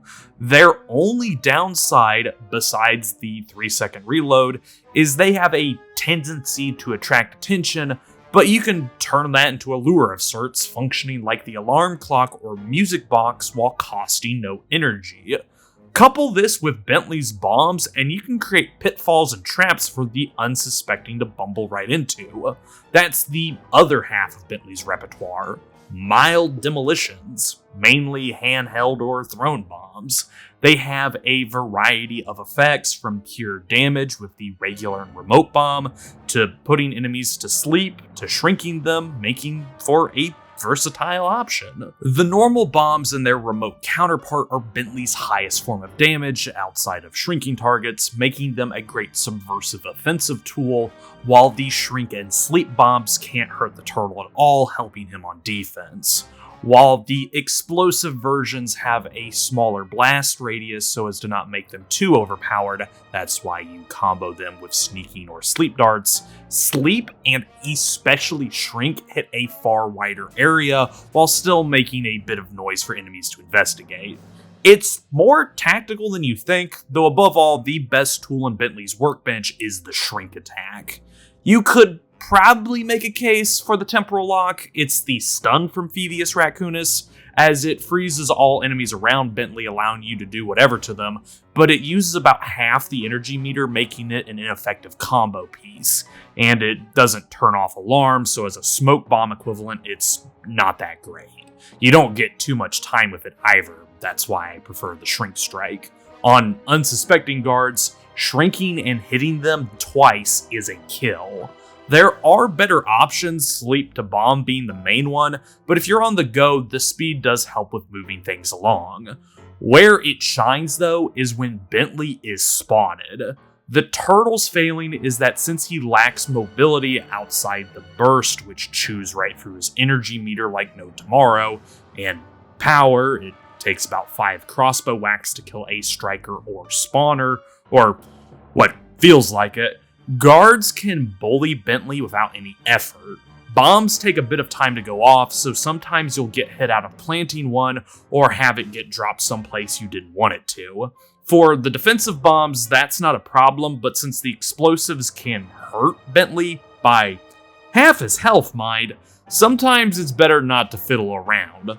Meanwhile, popping Shrink Strike is relatively safer and quicker. Shrunken enemies have less health, lowering the threshold to around 2 to 3 crossbow swings, which counts the initial shrinking hit, and more importantly for Bentley's fragility, shrunken guards deal way less damage. I think their hitboxes are also altered to be smaller as well, so they're less accurate to boot.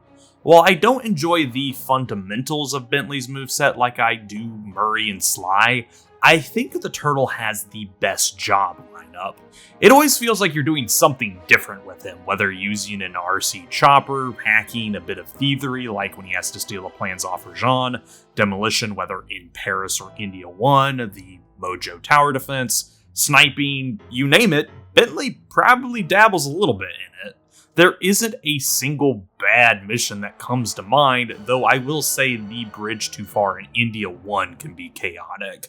That's why the remote bomb exists. And without taking too much time, all the worlds are fun to explore and play around in. Guards are constantly changing skins or getting side grade moves like the werewolves spitting up spiders compared to the monkeys shooting out fire.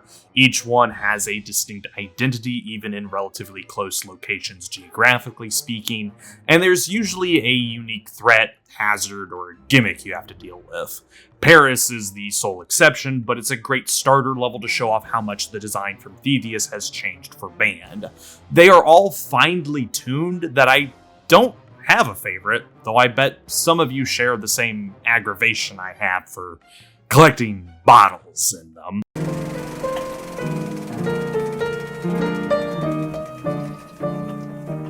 You might be wondering why I didn't talk about the clue bottles in this tab during LTA Thievius Raccoonus.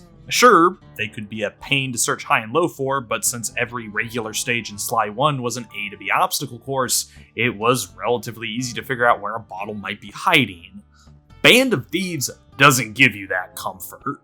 Going from stages to open world effectively means looking for 30 needles in a haystack. Now, for the most part, the stages do well enough to accommodate this, whether you look around for them on your own time or when completing the various jobs dotted around. Objectives tend to draw you near clue bottles, so even when on the clock, you're just as likely to smash them when doing a task as you are exploring in your downtime. However, the only reliable method of tracking them is by sound if you don't see them.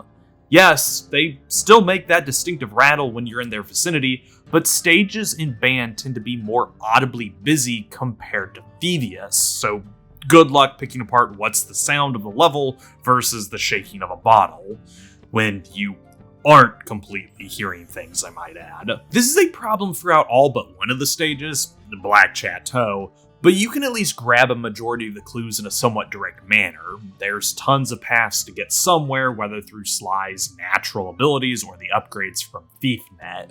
You're not suffering the indignity of being funneled in one direction to get to a certain part of a level that if you ever drop out of, you have to go back to that singular entrance point because there are no other paths up.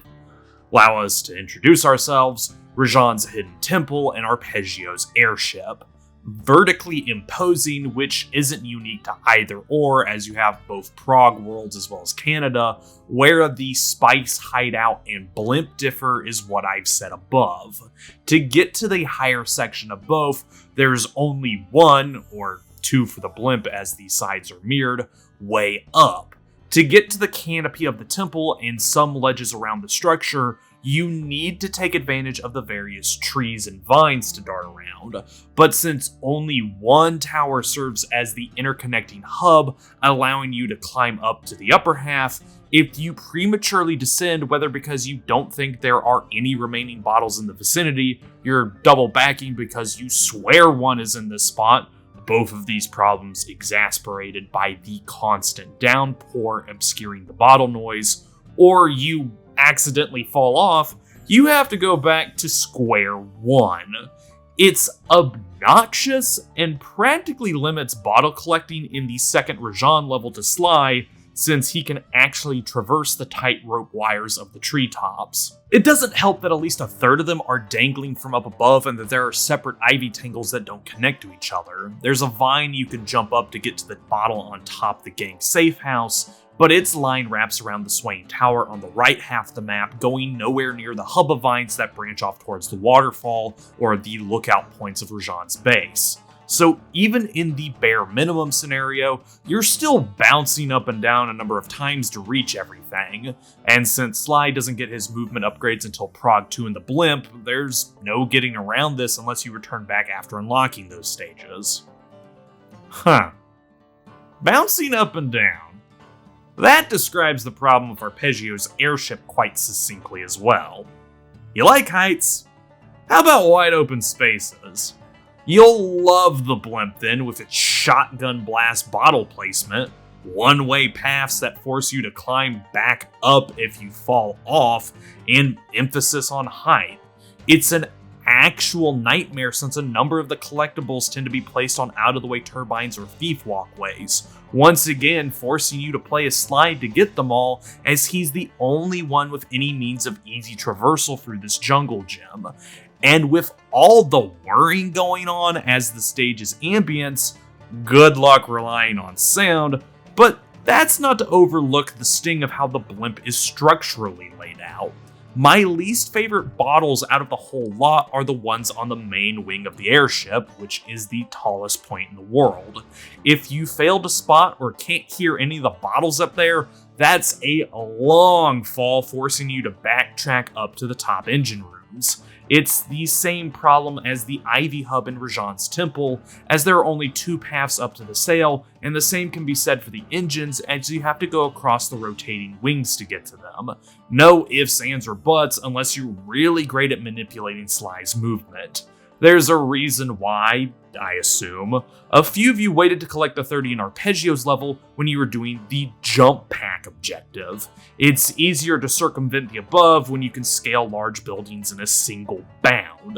On the rewards themselves, it's 1/2 dozen or the other. A few are legitimately great, the Volcane and Spin being Sly's best defensive option when he has to fight guards as they instantly kill. The Music Box is a demonstrably better lure than the Alarm Clock, as it puts any guard to sleep, granting pickpockets and takedowns for free, and the instant invisibility absolutely breaks the game, that's why they give it to you last. But then you have gimmicky pack filler like the Insanity Strike and Rage Bomb, which are fun for a laugh, but don't have a clear usage since it's better to take out enemies than put them in the naughty corner if you're fighting, or stealth around them if you aren't, or just straight trash like the knockout dive or long toss.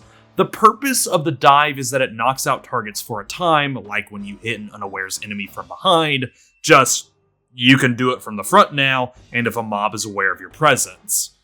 There's some merit to that, until you realize you're a step below the insanity moves. At least they force a guard to fight for you and can turn off alert phase. If you're in combat, knocking down an enemy is the equivalent of putting them in time out. Sure, on one-on-ones, that's an easy takedown as knocked out guards are counted as unaware, but whenever it is a fight one-on-one, and the logic here is that you were unintentionally seen, which leads me to this. You aren't forced to fight as Cooper except in certain mission scenarios, so throw down a smoke bomb and run away. The knockout dive isn't a free move either. It costs energy to use, and its rigidity takes away from Sly's mobility, the best thing he has when in a scuffle. When you use the dive, you're locked in place until it finishes, and without the ability to lock onto targets, you kinda have to hope and pray that you can land it or you don't get hit out of the animation. It doesn't do too much damage either, making it ineffective as an attack. So what you're left with is a key that doesn't go into any lock. For combat, you have the quick dodge and volt attacks, for stealth, shadow power, smoke bombs, the music box, and silent obliteration, and for movement, the stealth slide, paraglider, and feral pounce. At least with long toss, it makes throwables better for Sly and Bentley, even if that isn't needed at all, as you rarely need to make 30-yard throws, leaving knockout dive obsolete. I could put Thief Reflexes here as it shares relevancy, but that's why I specified the bottles beforehand. Reflexes is bought from ThiefNet, not awarded to you after a scavenger hunt. That's what makes the process of combing through the levels, dealing with whatever inconvenient layout, more a slap in the face than it needed to be, as you can spend upwards of an hour looking for the clinking bottles, only for your reward to be a wooden nickel.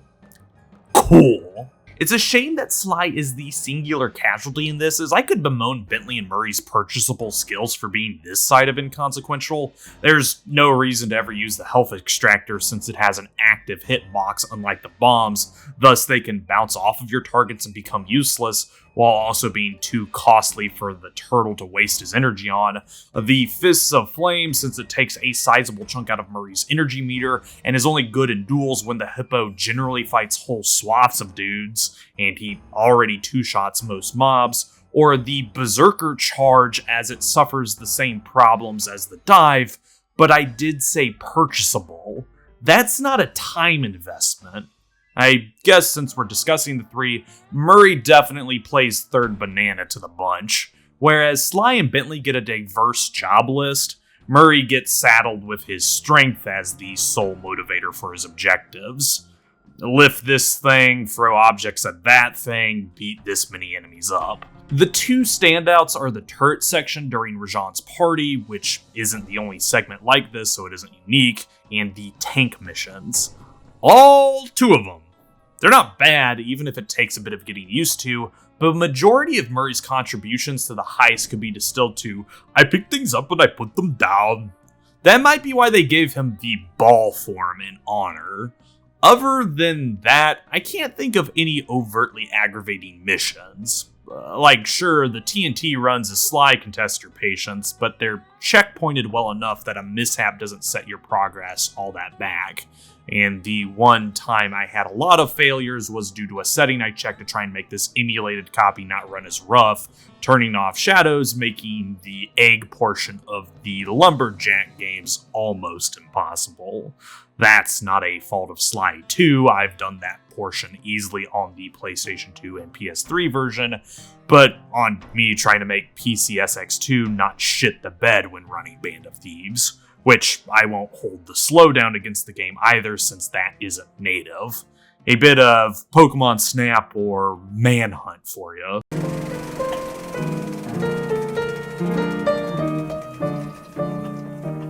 I kinda gave it away during Spyro 2, but yeah, Sly 2 Band of Thieves is still one of the best mascot platformers I've ever played. It's a combination of tightly written and gripping characters, a pivot to an open world system with mission-based objectives preventing the gameplay from ever getting stale, 3 characters that each have their own strengths and weaknesses that make them distinct, and well-implemented stealth central to the gameplay loop that makes Sly 2 such a treat. Go and play this game if you haven't.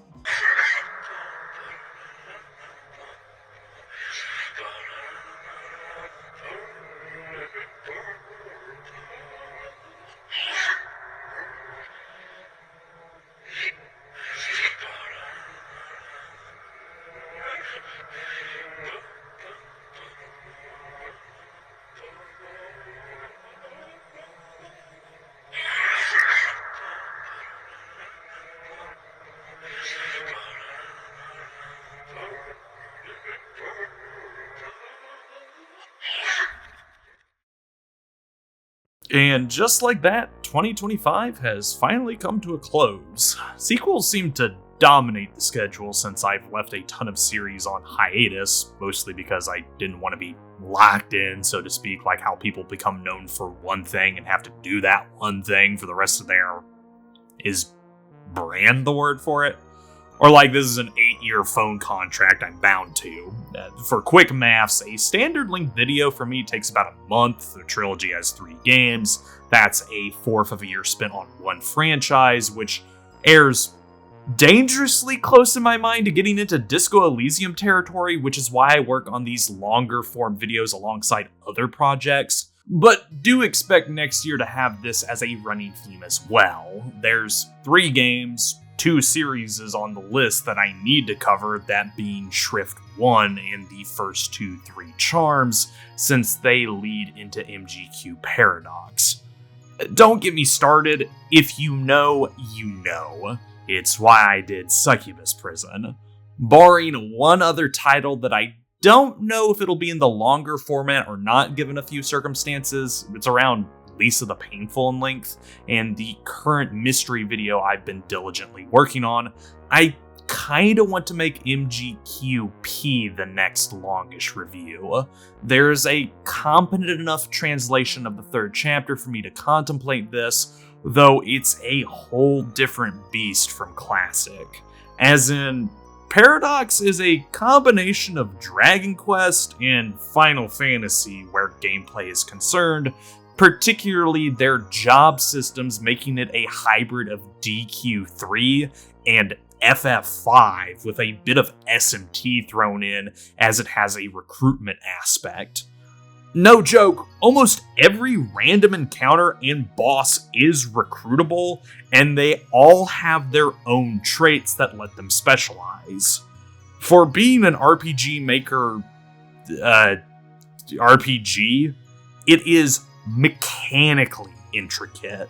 Layered on top of that are 2 story paths that I don't know how to approach, especially since one serves as a means to give characterization to the central antagonistic figure in Classic, Ilias.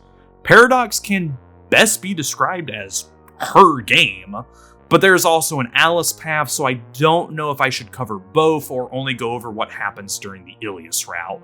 If this was Fate Stay Night, it would be easy as all 3 routes play on each other, making up the central tenets of the story. The best case scenario for doing both is New Game Plus, since you keep a good amount of your stuff, but that's still 2 full playthroughs asking for who knows how many recording sessions. Like in Warfare, logistics is key. I guess I'll cross that bridge when I get to it. Nothing like creating plans only for them to get washed away before you can even implement them. I still need to finish the mystery video before I even get to working on another monument to my insanity. Nothing else left to say besides thank you guys for your support. I feel like I always say this at the end of every year, but I really do mean it. The people in the peanut gallery, the ticket holders, and the members of the inner circle give this show meaning, and I'm still amazed that people do indeed watch my stuff. I've always envisioned myself as the man on the street with the placard that says, "The end is nigh," who rambles on and on for some unknowable reason. So having people listen, whether they like what I'm saying or not, makes it feel like I do have reach, that I'm providing something, whether it be entertainment, information, some combination of the two, or some other third thing, as SpongeBob would say to someone out there. Thanks for that. But before I get too teary-eyed, you guys have a wonderful holiday season, a happy new year, and I'll see you in 2026.